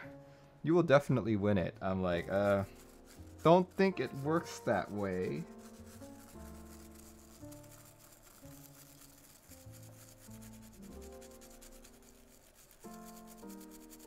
But you know, as soon as I finish brushing this, I'm going to check my email.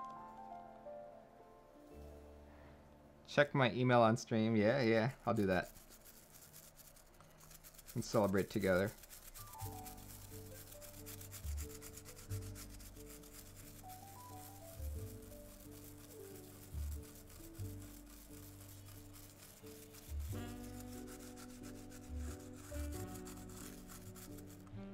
Whew.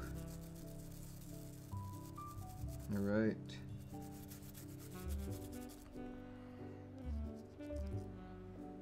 I believe a majority of the flux has been removed. Very awesome.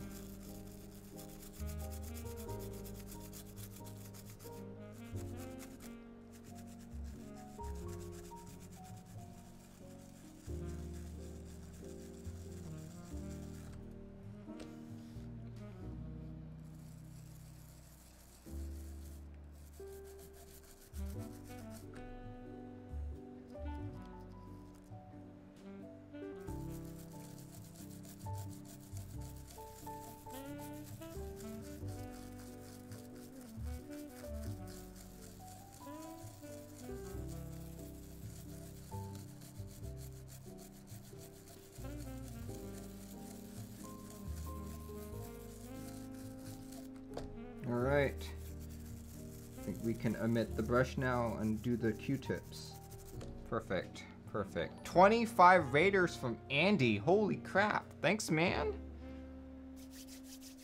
Raid. Thank you, Andy. If you guys don't know who Andy is another fellow streamer. You may know him from all of his KBD 67 reviews and build guide. He's also quite often on the KBD fans Discord. Super friendly, super informational. Make sure you check him out. I will not post his YouTube link quite yet because he did not like the link that I picked.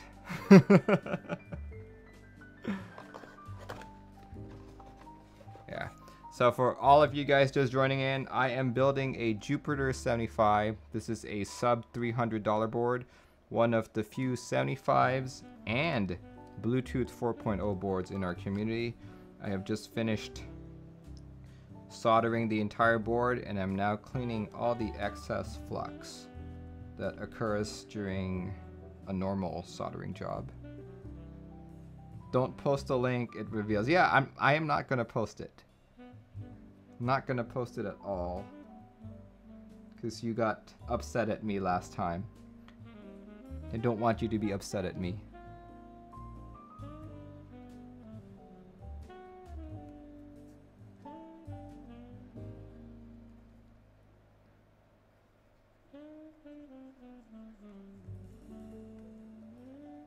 They know too much. You blame YouTube.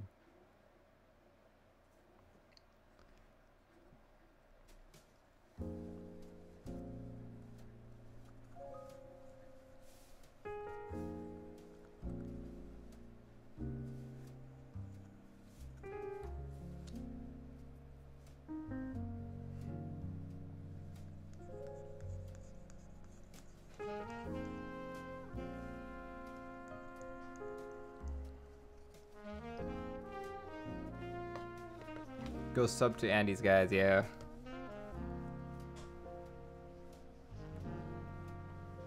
Andy is good peoples.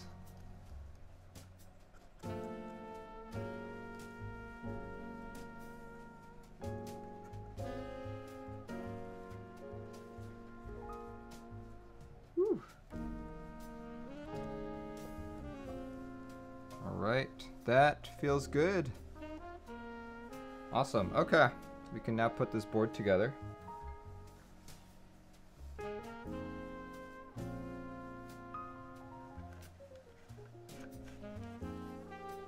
You need a break from the stream. Nice. All right, okay. Let's figure out how this board goes together.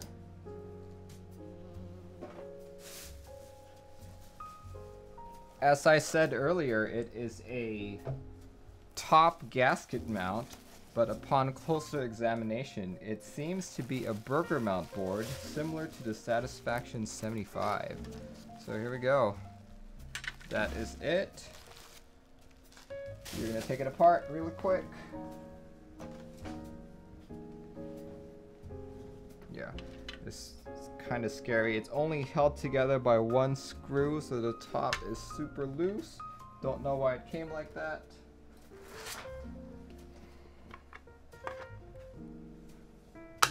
Say, what is the right hole? Right screw size, I mean. We want probably this one right there. Yep.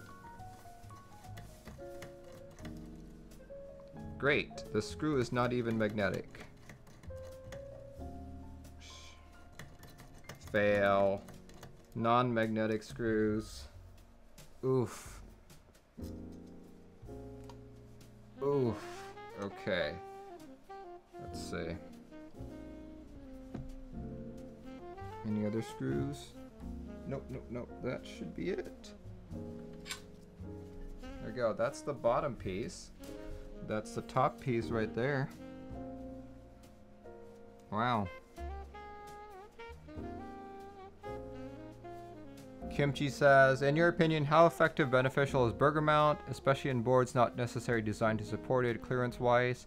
I would be very careful on boards not designed to support them, because you can break things, especially if it's a specific USB port location. In terms of how Burger Mount feels, I am not convinced that it is any better than a regular top mount. Oh man, I am looking at this right now. The anodization on this looks pretty garbage.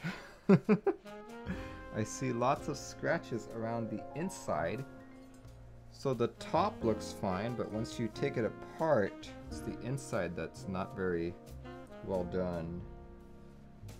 Does that really matter? I don't know. Let's see.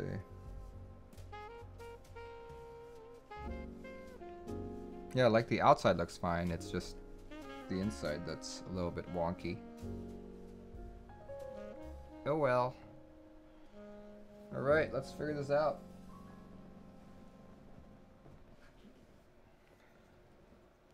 Let's see, what screws are included? I see a bunch of these little tiny washers. But what screws?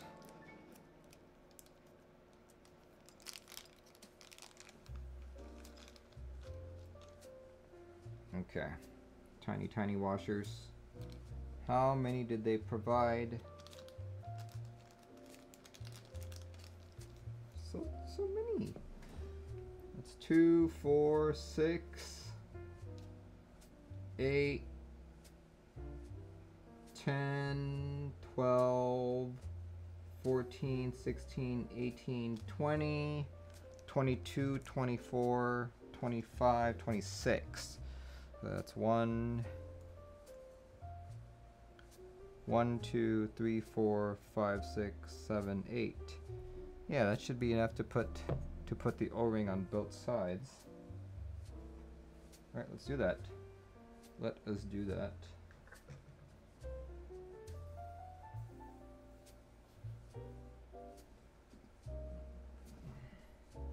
Man.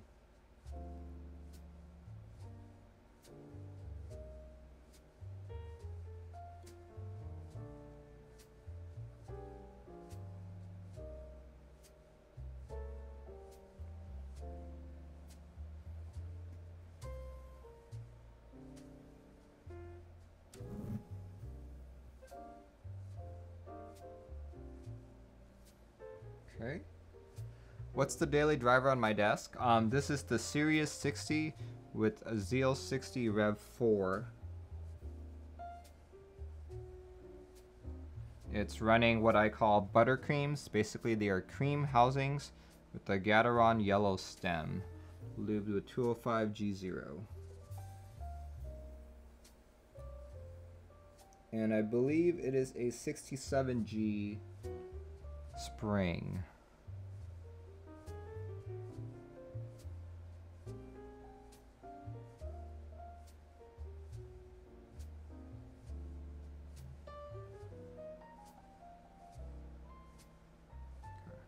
What I'm doing now is I am placing the gaskets.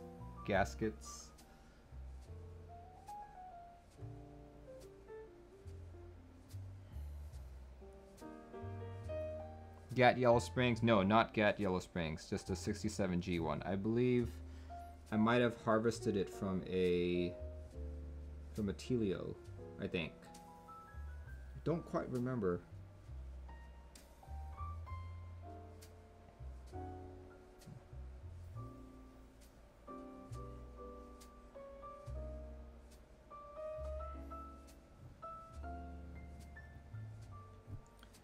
So this is pretty cool because once I finish building this board, I can compare this with my satisfaction. Just, there are quite a few differences. It's a different board, but my satisfaction also has a palm plate and is linear. This board is going to have an aluminum plate and tactile switches. So, or, you know, completely different feel to begin with. But hopefully enough of a similarity to start comparing.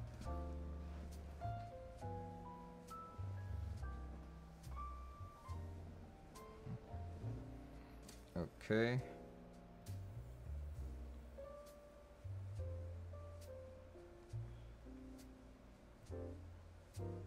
Do I use DSLR for the overhead cam? No, I use a mirrorless right now. Axot says stop. Do not mount until you get the insert. Interesting. Okay. This piece right there. There are two types of inserts. There is this piece. Axot, if you want to get my attention, you should link me, or you should @ me. There are two pieces here. I believe one is just metal and one is just plastic. Guess plastic will do.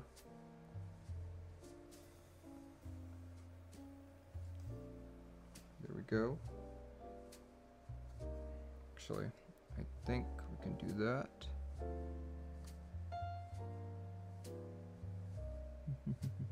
Hold on.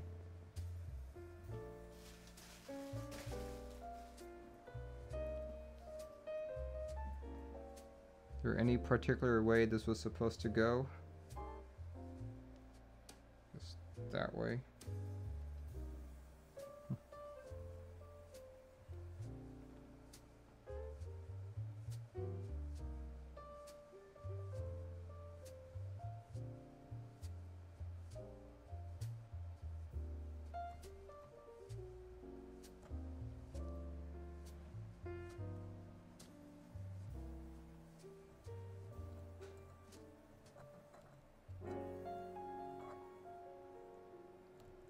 There we go.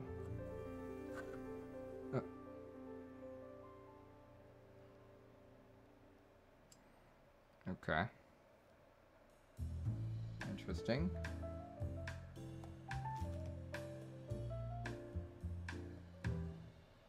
Let me find the actual screws for this.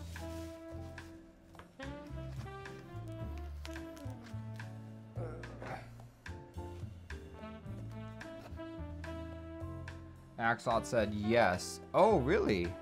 Okay. I didn't know you were the seller.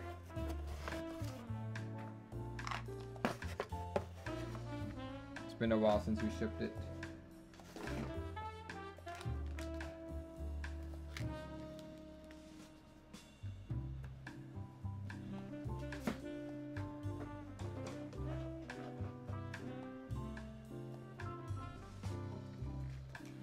Forgot about the half PCB legs.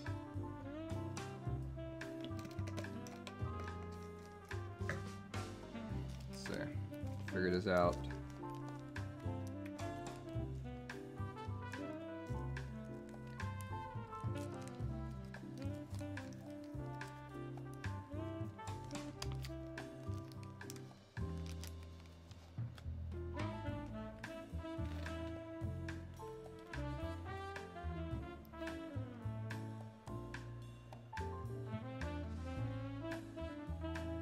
There's a color difference. It needs 20. Okay. So it needs 1, 2, 3, 4, 5, 6, 7, 8, 9. Okay. I get it. It's quite the interesting board here.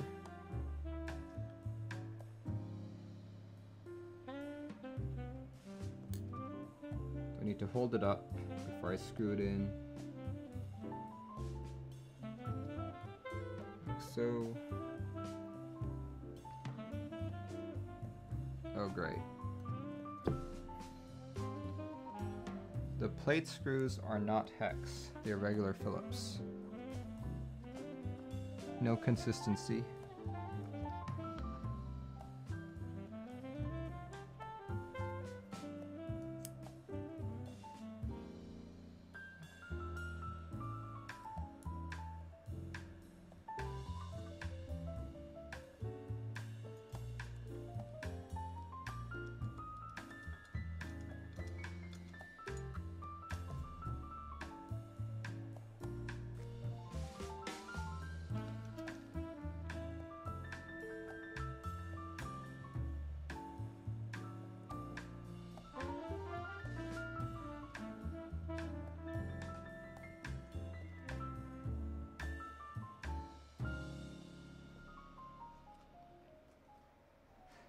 You're a big fan of QMK and it's not a QMK compatible board. That's so weird that they advertised that it was though. If you go on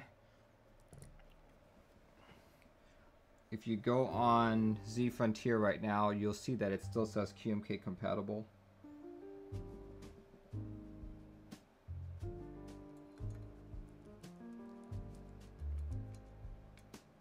Oh, original PCB manufacturer didn't deliver and they went with a different one.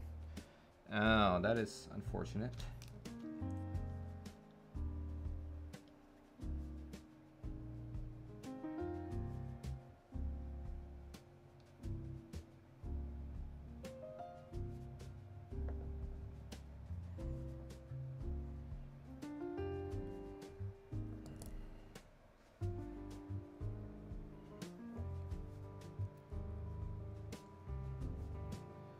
I think it's safe to say that QMK is possibly the most popular keyboard firmware in the community right now.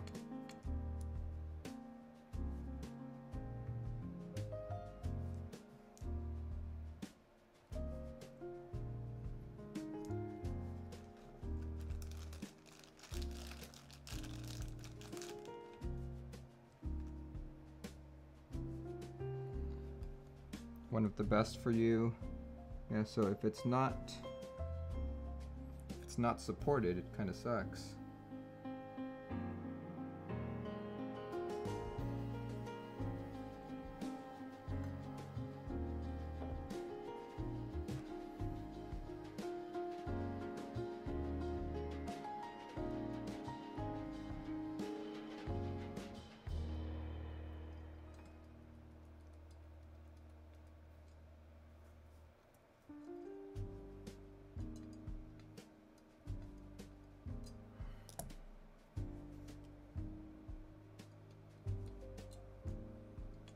You guys are wondering what I'm doing here. It's because it's top mount. If I lay it flat on my desk, the whole plate and PCB lifts up and I can't screw it in properly.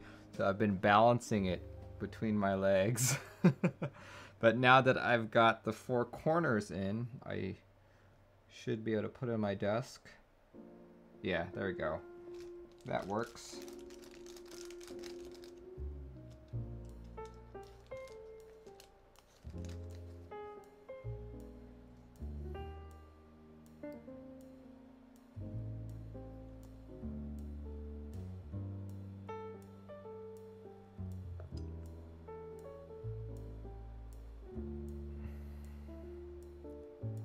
Axel, how did you find out about this stream right now? It's like, what a coincidence that the original owner is watching the build. Did I join the Keycap raffle? Yes, I did, and I did say I was gonna check after I finish brushing the board, so I will do that as soon as I put on this last O-ring. Or, it's not the last O-ring, but the next O-ring, I guess. I will just check really quick to see if I won.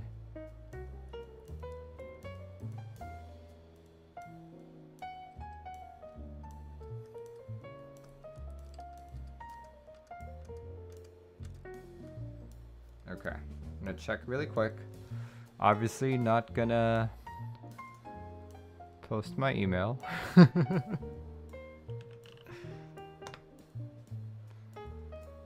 Let's see. Did I win? Did I win? I won, guys. I won. Honey, I won. Yeah. I won. Support. You won the raffle to buy a #1 TKL. Congratulations, you've been selected in the #1 Rev2 TKL raffle. Please double check your order before checking out. Please get in touch or pay this invoice within 24 hours. Thanks so much for your interest and support. Yours, Zach and George. Yes! I won the right to spend money. I did, yeah, I won. Whew, expensive board, holy crap. Alright guys, I would really appreciate if you guys would give me more bits so I can pay for this board. No, I'm kidding, I'm kidding. I'm kidding. Totally kidding. But if you do wish to send me bits, I will not be opposed.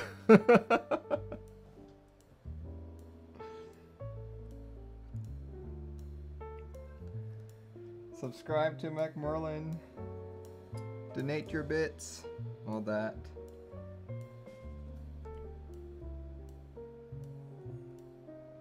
Mineral! Oh my gosh, thanks man.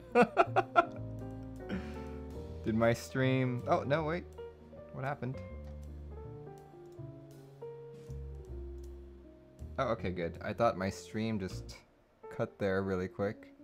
I run a hard bargain. I'm sorry. Oh man. No, these things are just so tiny.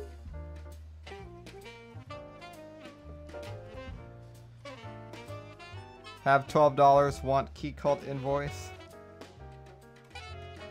Oh, and there goes my camera. Oh wait, it's coming back, kind of, but it's all gray. What's happening? All right, let me just switch out really quick. Why is it gray? I don't know. I have no idea. I think the camera is upset that I won the key cult. But I'm gonna give the camera a break really quick. That's what happens when you have a mirrorless camera.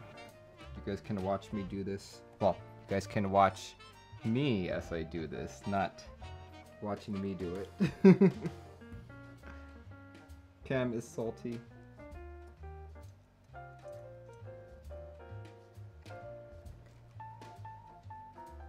This is aggravating. The holes are so small.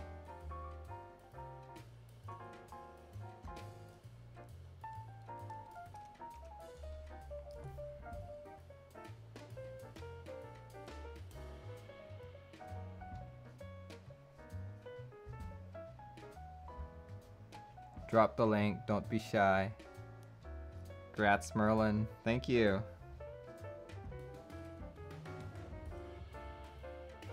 I think I joined the first raffle, the one at 10 a.m. EDT, and I was able to join within the first minute.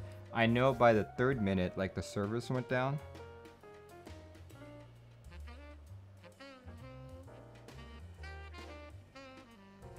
Alright, two more of these to go. And I'll try turning on the camera again. See what happens there. Congrats or whatever. Congrats on winning the chance to spend money. Yeah, this will be my first key cult. I think it'll pair very nicely with my TGR Jane. What color plates did I get? That is a good question. I've forgotten. I think I got a standard silver and brass, polished, because I saw a board just like it at the recent Seattle meetup.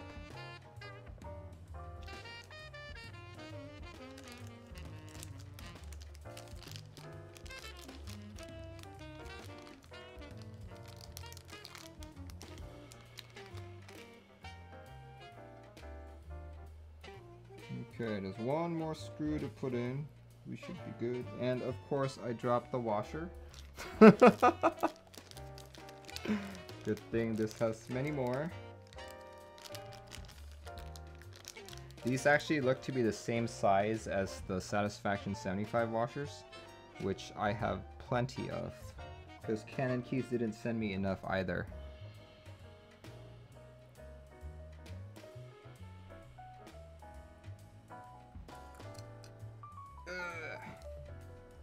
Come on, go. Shoot. Stupid washer. There it is. Like the washer went under the board for a sec.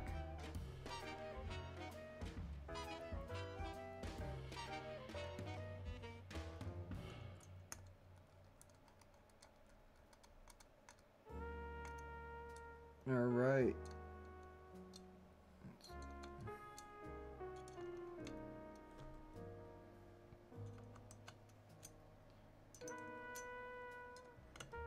Okay. There we go.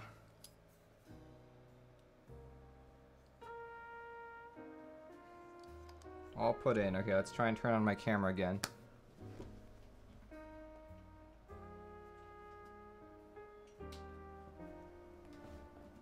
Let's see. Come on. And hold on. I'm gonna have to change the settings. It's all gray again for some odd reason.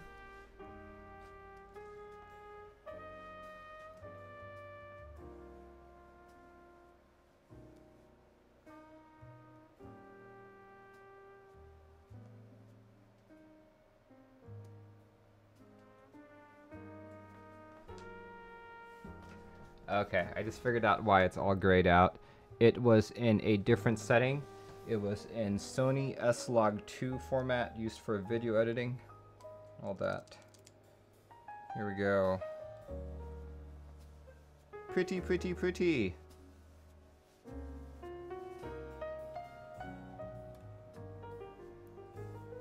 All right, let's get the bottom half.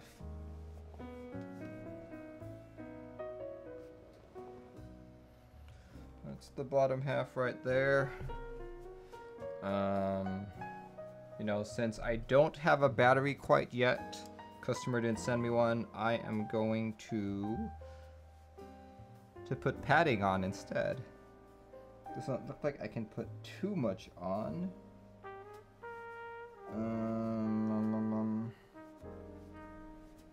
Yeah, my foam is 3 millimeters. The clearance here is more than 3 millimeters. So I am going to, let's see. Yeah, let me try and fix this up.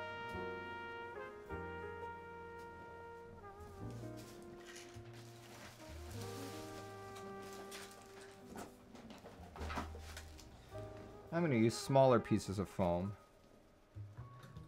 Let's pad this up just a tiny bit.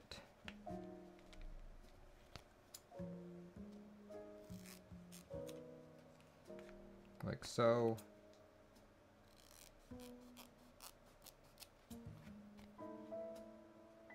If the customer chooses not to put the battery in, maybe the extra padding will make it sound better, who knows. He has a battery, but not the EH2.54. Okay. I know those are a little harder to find. So while he's looking for the connector, I'll just pad his board. Ladies and gentlemen, the first foam battery.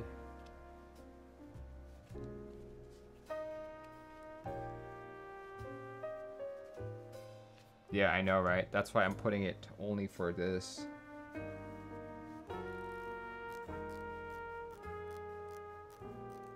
Yeah, my foam is thicker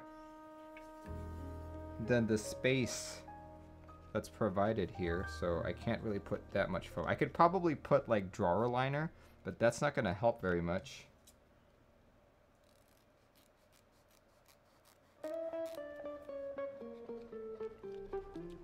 There we go.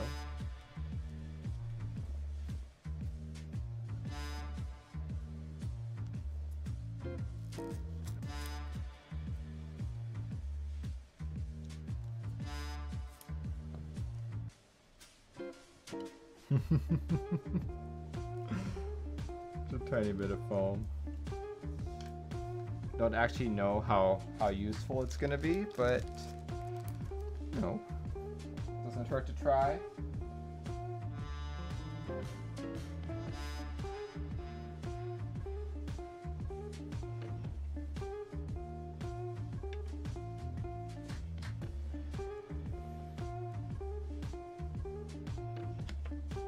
Go.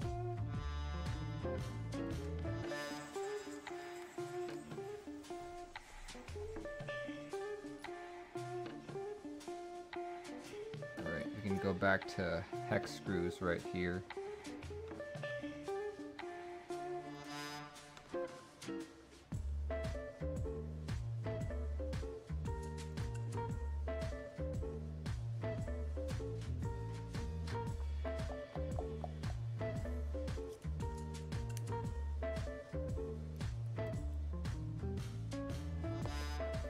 I forget, these are not magnetic. Oh boy.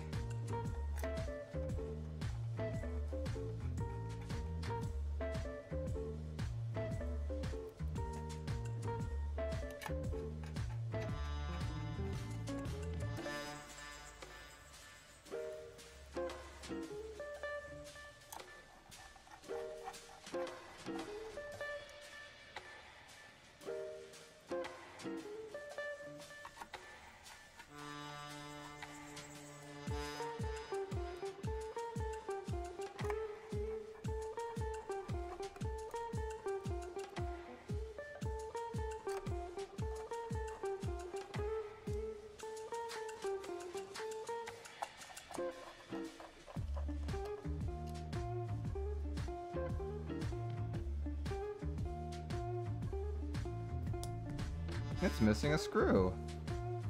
It is missing one screw. Okay. All right.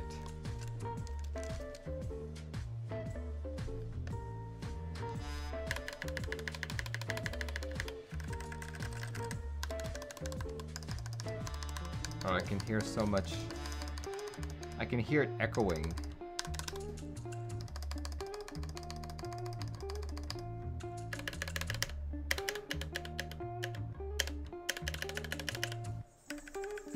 Yeah, that's a lot of echo. Holy cow.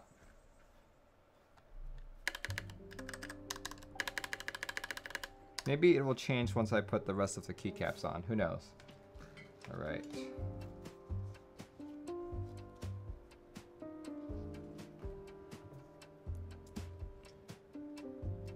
Yeah, I don't know where that other screw went. I guess there wasn't enough screws added.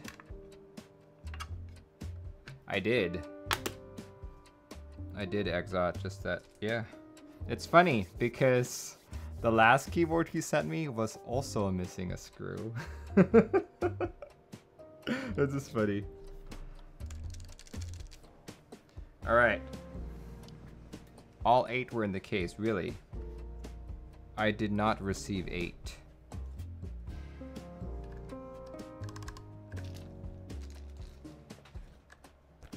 All right, before we continue, I do want to talk about some of my lovely sponsors who make this channel happen. Let me bring that up really quick. We'll be talking about some of their existing projects, ongoing projects, and why they are so wonderful. Of course, a lot of this that you guys see right now is not possible without any of you guys. Thank you to my subscribers and followers and people who just donate randomly. Thank you guys. Without any of you, I probably wouldn't be able to do many giveaways or continue doing any of these builds. So thank you again very much. See, other than that, I do have some sponsors that help make this channel possible. Let's go and check them out real quick. My first sponsor is Novelkeys. Novelkeys is a vendor located here in West Virginia. Let's see, they do have quite a few sets running right now, as always. Here, let me post that link. Zark says, I heard giveaway. Last week. Oh, okay, Xenophobia, thanks for taking care of it. All right. Novelkeys is starting out a few sets, such as Cam Ghost. You don't hear of many cam sets going on right now, but Cam Ghost is an attempt to make a low contrast, light colored set designed by Fireworm. Most kits are under 40 bucks. If I'm not mistaken, you can get an entire TKL set with a little bit more compatibility for just like 90 bucks, if I remember correctly. Yeah, check it out. This is a uniform high profile set. I've never actually typed on a cam set before, but I'm a big fan of uniforms. The set is running till July 3rd and will be shipped out hopefully in December of 2020. Check it out. So many different kits. You guys got till July 3rd to do this. Their other group buy is actually, where did I see it? It's their multicolored one. Oh wait, hold on. Let's start with this one. GMK Boneyard. GMK Boneyard is designed by Tom Berry, who also created Carbon. Since this is a GMK set, it is a little bit more expensive, but it is coincidentally one of the cheaper GMK key sets I've seen. For 120 bucks, you can get a base set which covers 65%, TKLs, a full size, and even 75%. You got till July 3rd as well.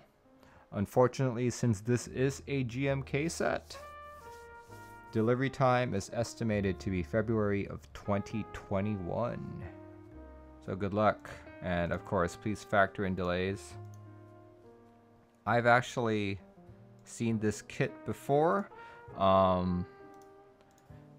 I like the colorway, but I am trying to stay away from darker colored sets because I notice, I don't know if it's the same for everyone, but I tend to shine darker colored sets more than I do lighter colored sets, like at a much faster rate.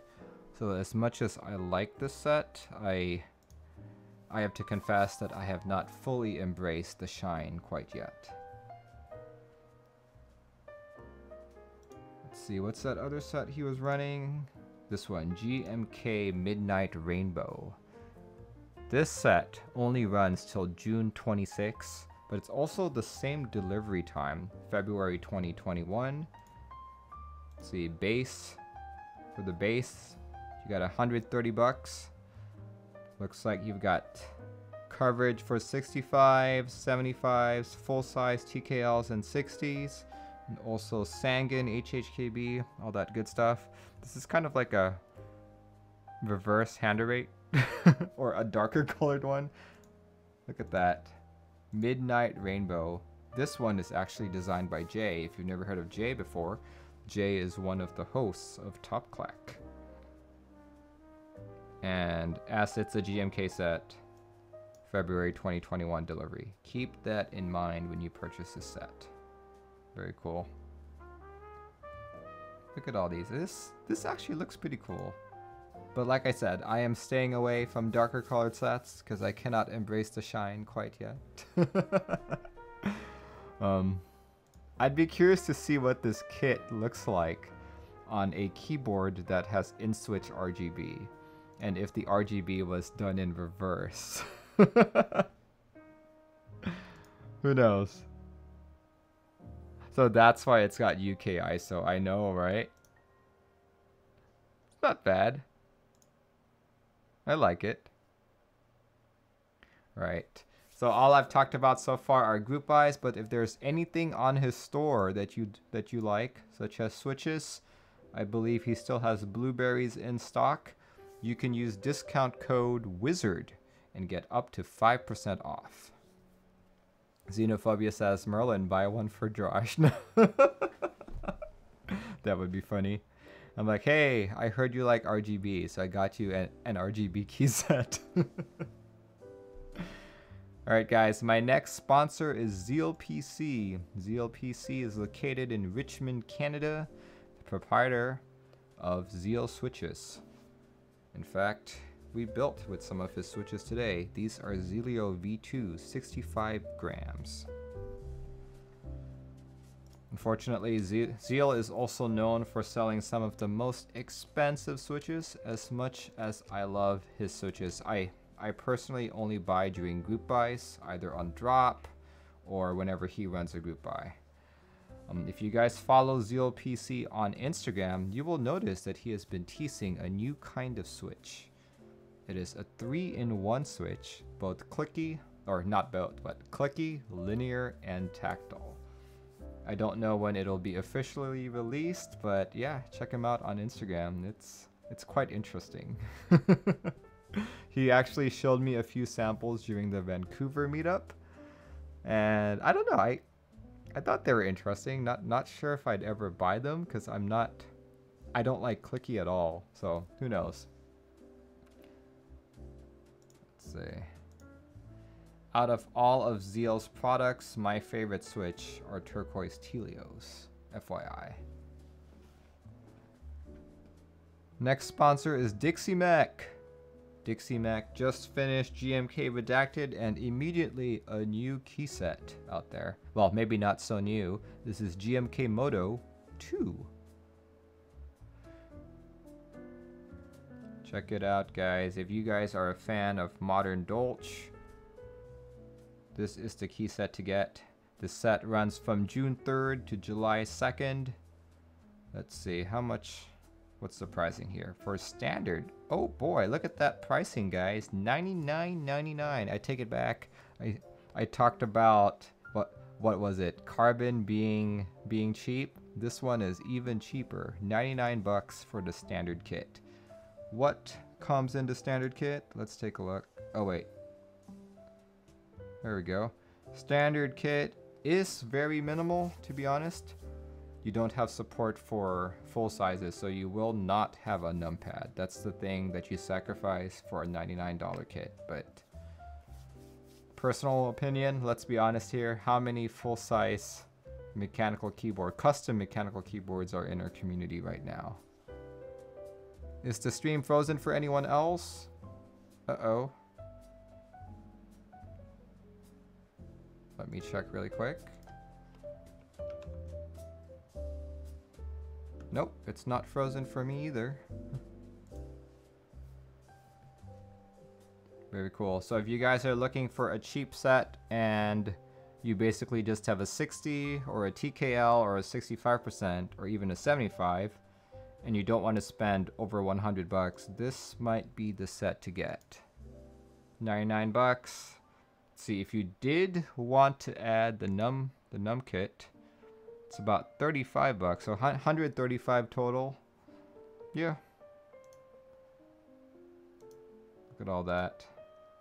Yeah, so shipping time is estimated to be at Q1 2021. GMK is very backed up at this point. You guys got until July 2nd to make this purchase. Cool. My next vendor is Keebio. Keebio is owned by a fellow QMK collaborator. He sells many small projects such as the Iris, the Qfancy, the Nyquist. He even has his own version of a Pro Micro called the Elite C. Check it out. Also, I have been staring at this particular product for the longest time, the BDN9. It is a small macro pad with 2 rotary encoders. I have been waiting for it to get in stock for the longest time. It's only $12.99, fairly cheap. If you guys do have Pro Micro builds, I highly recommend purchasing, where did it go? Here we go, peel away sockets for Pro Micro. I actually have a sample right now. Grab that. These things right here. Look at that.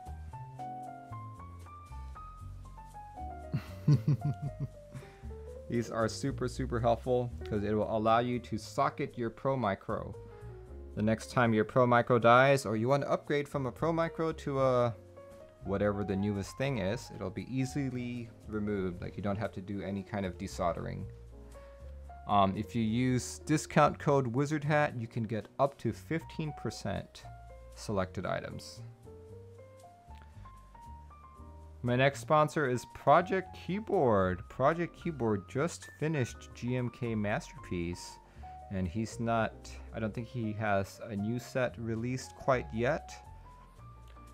But if you go on his site, you'll see that he has new products that haven't been sold yet, but he's kind of teasing them. Like, check this out, the Project EVA case. If you guys caught my Timo V2 stream a few weeks ago, I believe this is the same case. And it is a very nice case. So as soon as this comes in stock, I will probably buy quite a few. Okay, yeah, this confirms it. This is the same case as the Timo V2. Yep, for sure. Cool. I also like to buy my lube from Project Keyboards. He sells canisters this large for about 40 bucks. Everyone's like, no, I won't ever need that much lube. Which is the point. If you guys go around the internet today, everyone's asking for lube and no one knows where to get it. Like, it's always like outside of the United States, or, oh, SwitchMod will be restocking next week, just wait till next week. But if you just bought something like this, you could probably lube. I think I've lubed 15 keyboards at this point with this, like full on 60-75% switches, you know. If you buy one of these, you should be set for all your keyboard endeavors, even if you are a streamer like me. My next sponsor is actually my newest sponsor, who I teased a little bit. Here, I'll do it since Xenophobia probably doesn't know it. Canon Keys. Canon Keys is my newest sponsor. I've been talking with Upos for the longest time, but we finally made it official. Let's see, what is he selling right now?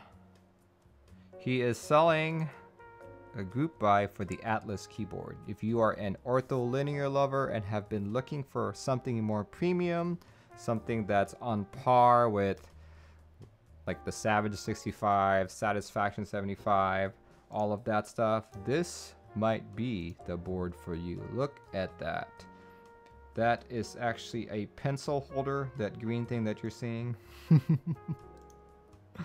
It's an absolutely gorgeous board. 350. Might be the most expensive ortho I have seen, to be honest. But I think it's worth it. PCB is, who designed it? Premium 5x12 ortholinear keyboard. NASP, the designer of the Atlas keyboard, thought there was a real need in the community for a mid to high-end custom 5x12 ortho. Very cool. Very cool. 2-degree angle, mostly so the pen rail is functional. That's funny. Very nice. Each Atlas purchase will include case, aluminum top, brass bottom, acrylic diffusers, brass plate, bump-ons, and carrying case. I suspect this carrying case is going to be that. That is a suspicion of mine. Colors are dark gray, navy blue. You can buy extra PCBs. Group buy closes on June 13th. Estimated time of delivery is December 2020, just in time for Christmas. If this is a board that you're interested in purchasing, please check it out. Idiot Exception says, I read somewhere that you won the KC raffle. Wow, people are already talking about that. I just mentioned that like, what, 15 minutes ago? 15-20 minutes ago. Dang. Alright, what else is going on? If you guys are looking for cheap 60% kits, I'd like to say that Canon Keys is the place to go, but as you can see on his page, they are mostly sold out. I feel everyone is sold out. Let's see, you can still buy an ANSI PCB. Check that out. Oh, B stock is sold out, but A stock is still available, 45 bucks. Canon Keys is located in Rhode Island. So if you are here within the United States, I suspect shipping will be relatively quick. Check it out. Right there.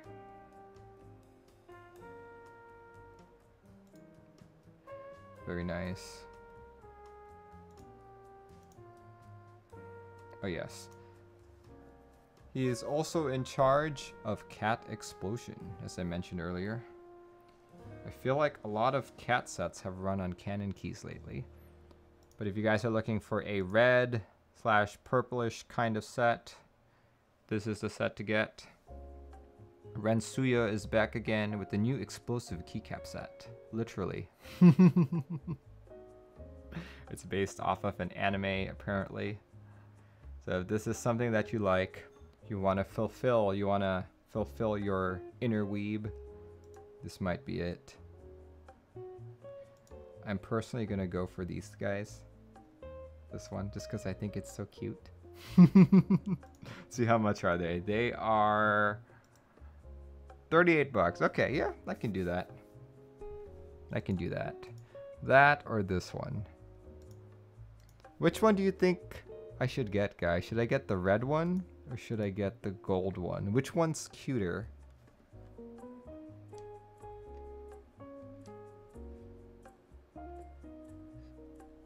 And that's red or gold.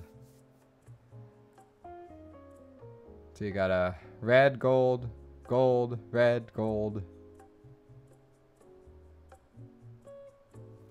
Red, gold.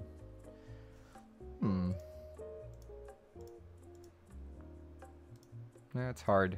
Hard to decide, but I think I'm leaning a little more to the gold. Just because gold would fit better. Plus, I am getting a key cult, so this might look good on it. Cool. Alright guys, thank you very much for letting me talk about my beautiful sponsors. We're gonna get back to the build here. Boom. Just as a quick recap, I was building a Jupiter 75, one of the few Bluetooth boards in our community. Never fear, this board actually works without the Bluetooth. There we go. You know what? Where did I put those keycaps?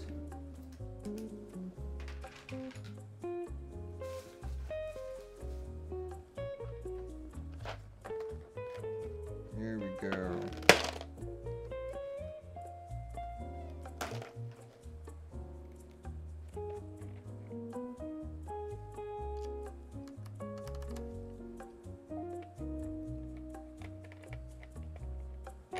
I'm just going to populate the board with EPBT 9009 and we'll do a typing test. See how this goes. Just on typing on it really quick right now, it seems to reverberate a lot even with my small amount of foam that I put in. So I'm hoping that once all keycaps are spoken for, it will sound better.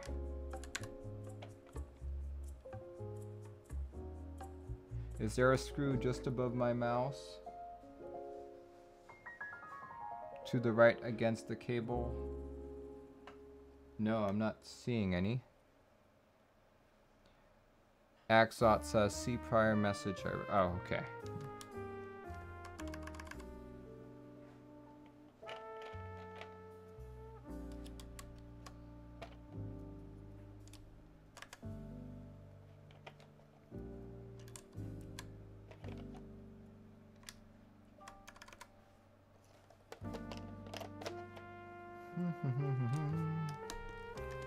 Did you ever try the Ortho 60? Me? No, I have not. I am not an ortho user by any means.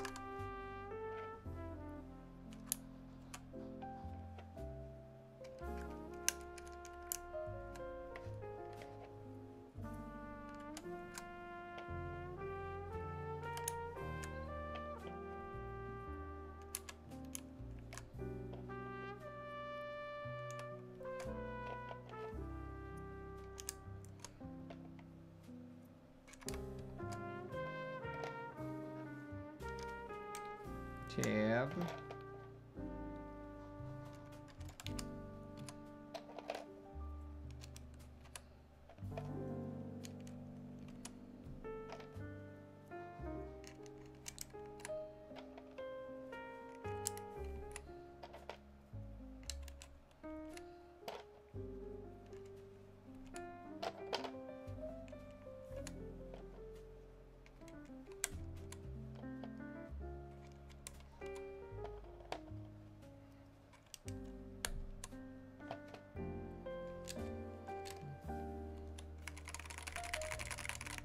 Oh, I can hear it. All those reverberations. Not fun.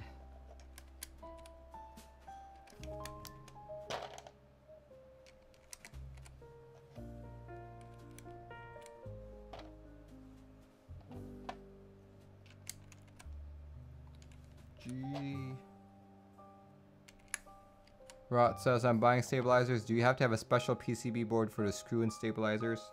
Yes, you need to have a PCB that supports PCB mount stabs.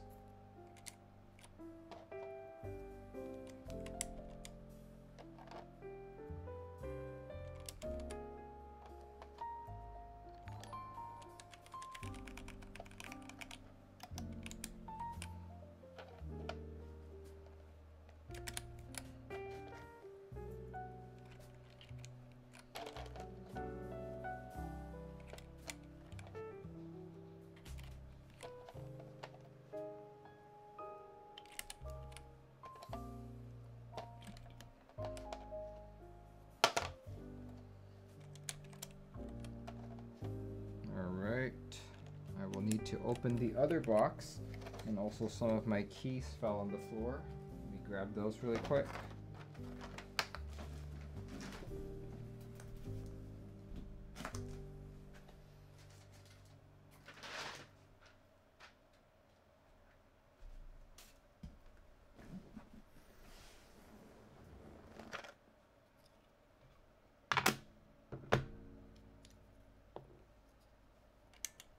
One, 9, 4.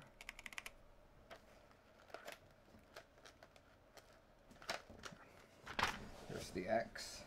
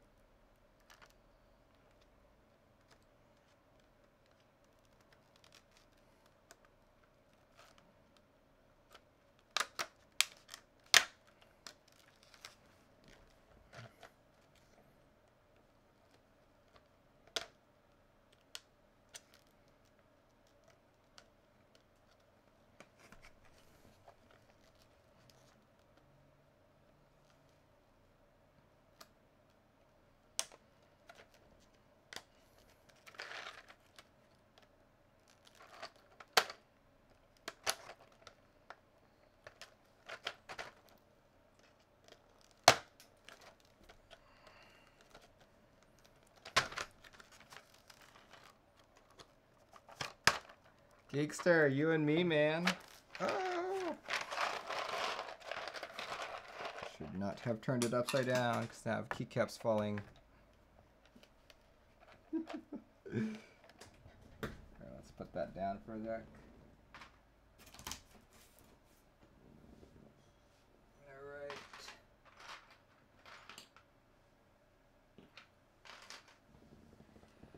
Nope.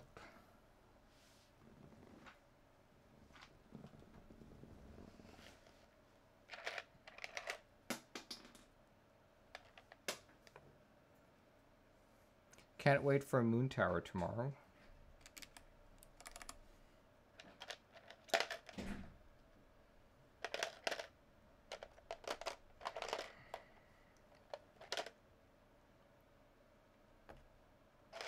Backspace, actually.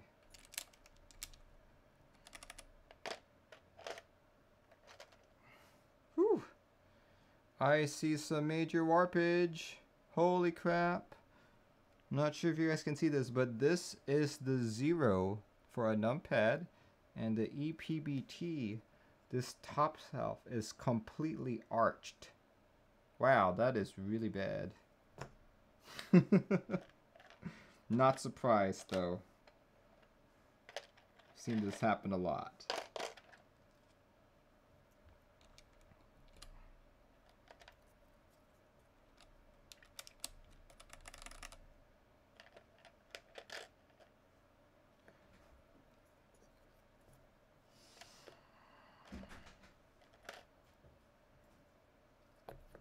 Print screen, scroll lock, there, do print screen and scroll lock right there.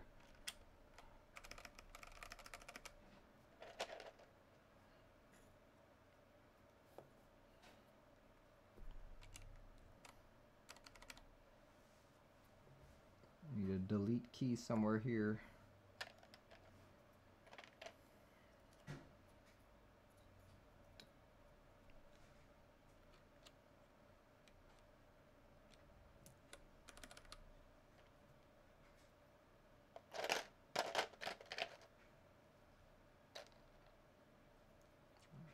fan.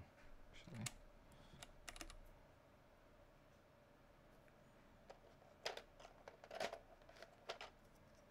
Here we go.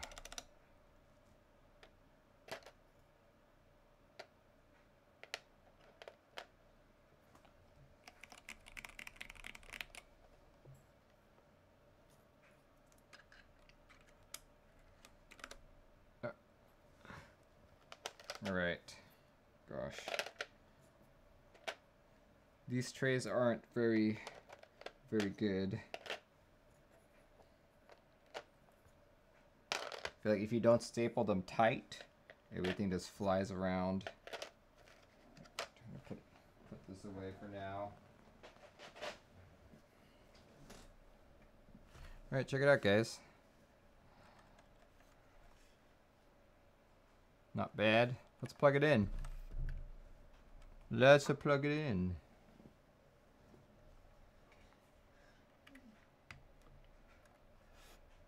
See that green LED. Say, do we see the LEDs at the bottom at all? Yes, we do. We see them. 9009 looks great on the black case. I agree. Very cool. Very, very cool.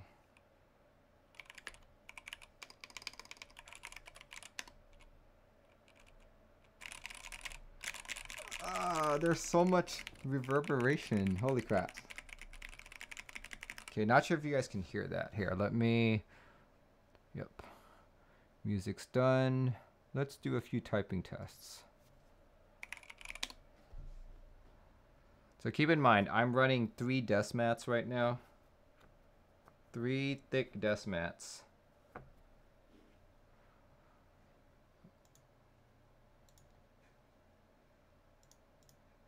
We're gonna do 9009. There we go. Let's get this keyboard out of the way.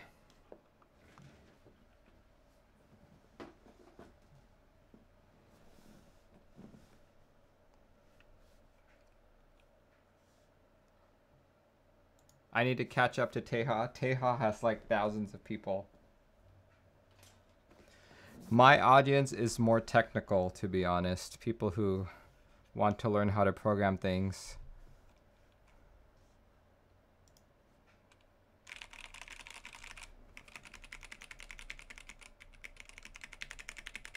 Oh, I can totally hear that.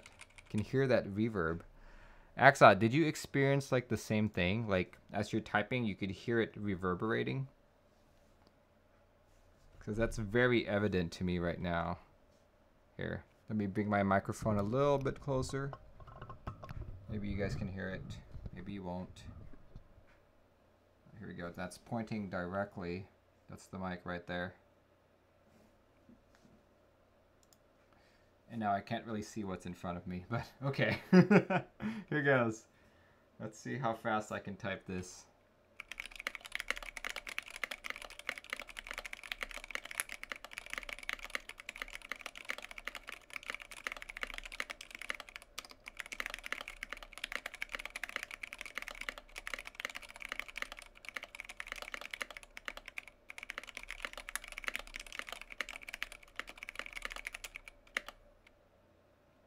All right, 123, accuracy of 86. I don't remember reverb, but remember a slight hollow sound. But was using SA Bliss at one point. Okay. You don't mind a little reverb. You should just add a little foam, and some boards with a ton of acoustics can turn out to be the best sounding boards.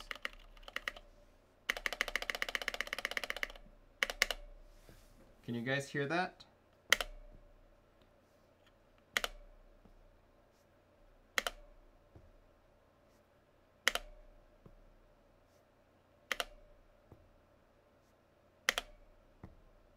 Yes, I hear it. Yeah. Alright, let's do another typing test. That's different than the reverb I'm talking about. Oop, what happened there? I bet it's on the return. Yeah, I can hear it on the return as well.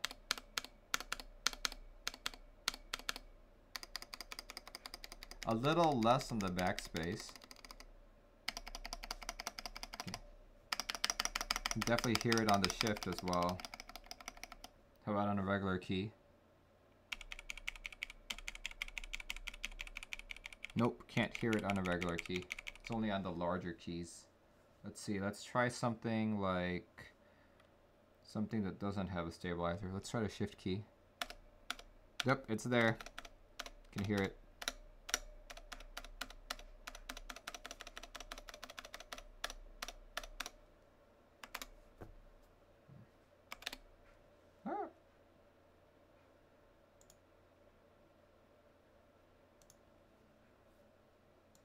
Alright, let's do another typing test.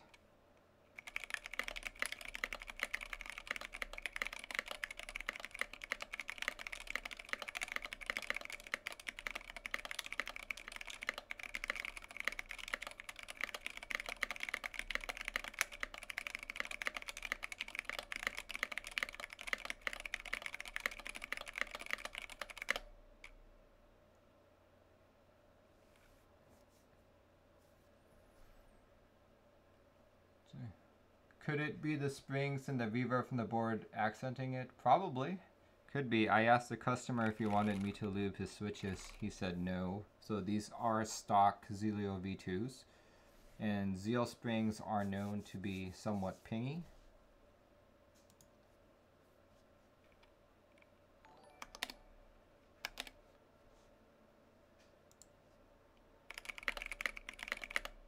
Oh, none there. Oh, it's because I'm in caps lock.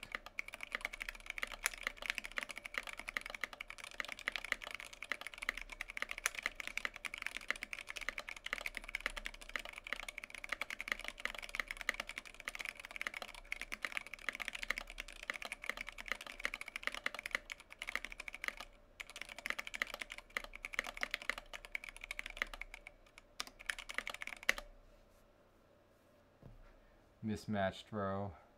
Yeah, I know.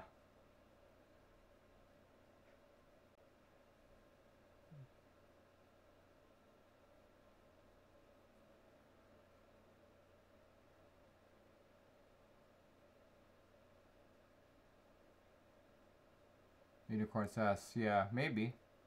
We don't know. But here we go. Let's see the typing between this and my satisfaction. Since they are both quote-unquote burger mount.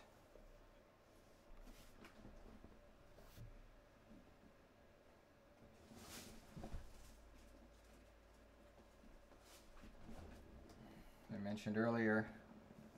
What's the problem right now? There is no problem. I'm just complaining about how it sounds. That's no problem other than that. So both are burger mounted boards. One is linear, one is tactile.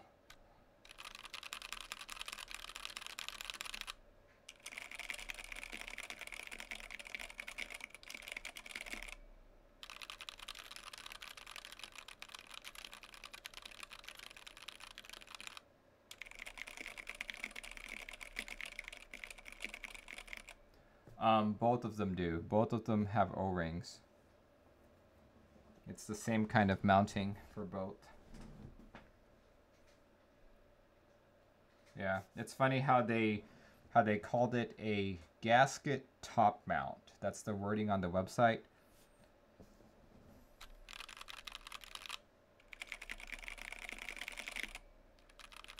Yep, I am definitely a linear guy. Tactiles just don't speak to me anymore.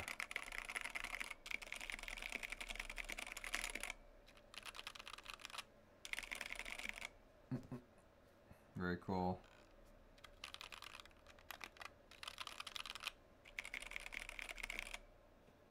In terms of how they feel, let's see. Can I find something that...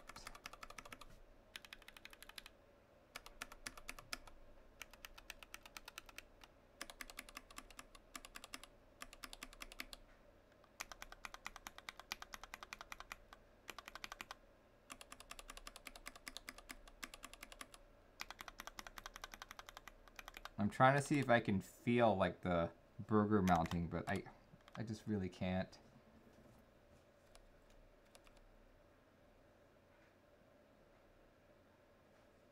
Can you burger mount any top mount by just adding the O-rings? You can, but the case also needs to have the support for it because you are adding an excess material there. So if the case doesn't support it, you might like for example, if there's no space in it and you add O-rings, your USB hole, especially in a case like this, your USB hole might be a little lower than the cutout. And if you try to put your USB cable into a port like that, you may end up breaking things.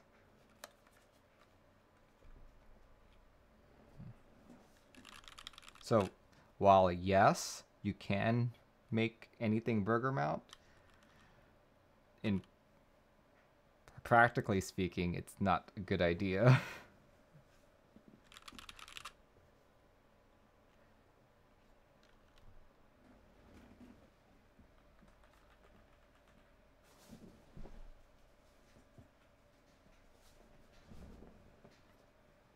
All right. Let's see. I'll probably be playing with this board for a week. Usually if it's a customer build, after the actual build, I tell the customer I like to hold on to it for a week. Because in some cases, like doing an actual typing test that I'm doing right now or doing this stream, I may not hit every key. And in some cases, I have found keys that are broken. So thankfully the customer sent me some extras. Hopefully I won't need them. But that does tend to happen. But I typically type on a board for a week, and I also record a typing test. So keep an eye on YouTube. Hopefully you'll see this board out. The Real Lippy says, I took the 67 Mark II and added O-rings on both sides. Everything lines up fine, but it does feel very bouncy. Ah, okay. Very cool. Alright guys, thank you for joining my stream. If you guys have any boards there that you want built, contact me on Discord. You can find my Discord address. Here we go, let's do this. You guys can visit me on Discord. It's MechMerlin #2999. And yeah, we can talk pricing. Alright guys, thanks for joining in. Let's see how many of you guys were here today. Let's see, 71 people. Thanks guys as you watched me build a customer's board. And also thank you for celebrating with me as I found out that I won the key cult. Yeah, hopefully, this is my first key cult. I don't know when it will be delivered, but when it does, expect to see it on this stream. Alright guys, thank you for all your support. My next stream is tomorrow evening. Tomorrow evening is Magic Group Buy News, in which I talk about ending group buys and upcoming group buys for the following week. If that kind of stuff interests you, be sure to check me out at 7:30 p.m. Pacific Standard Time. Alright guys, thanks for joining in. Have a good rest of your weekend.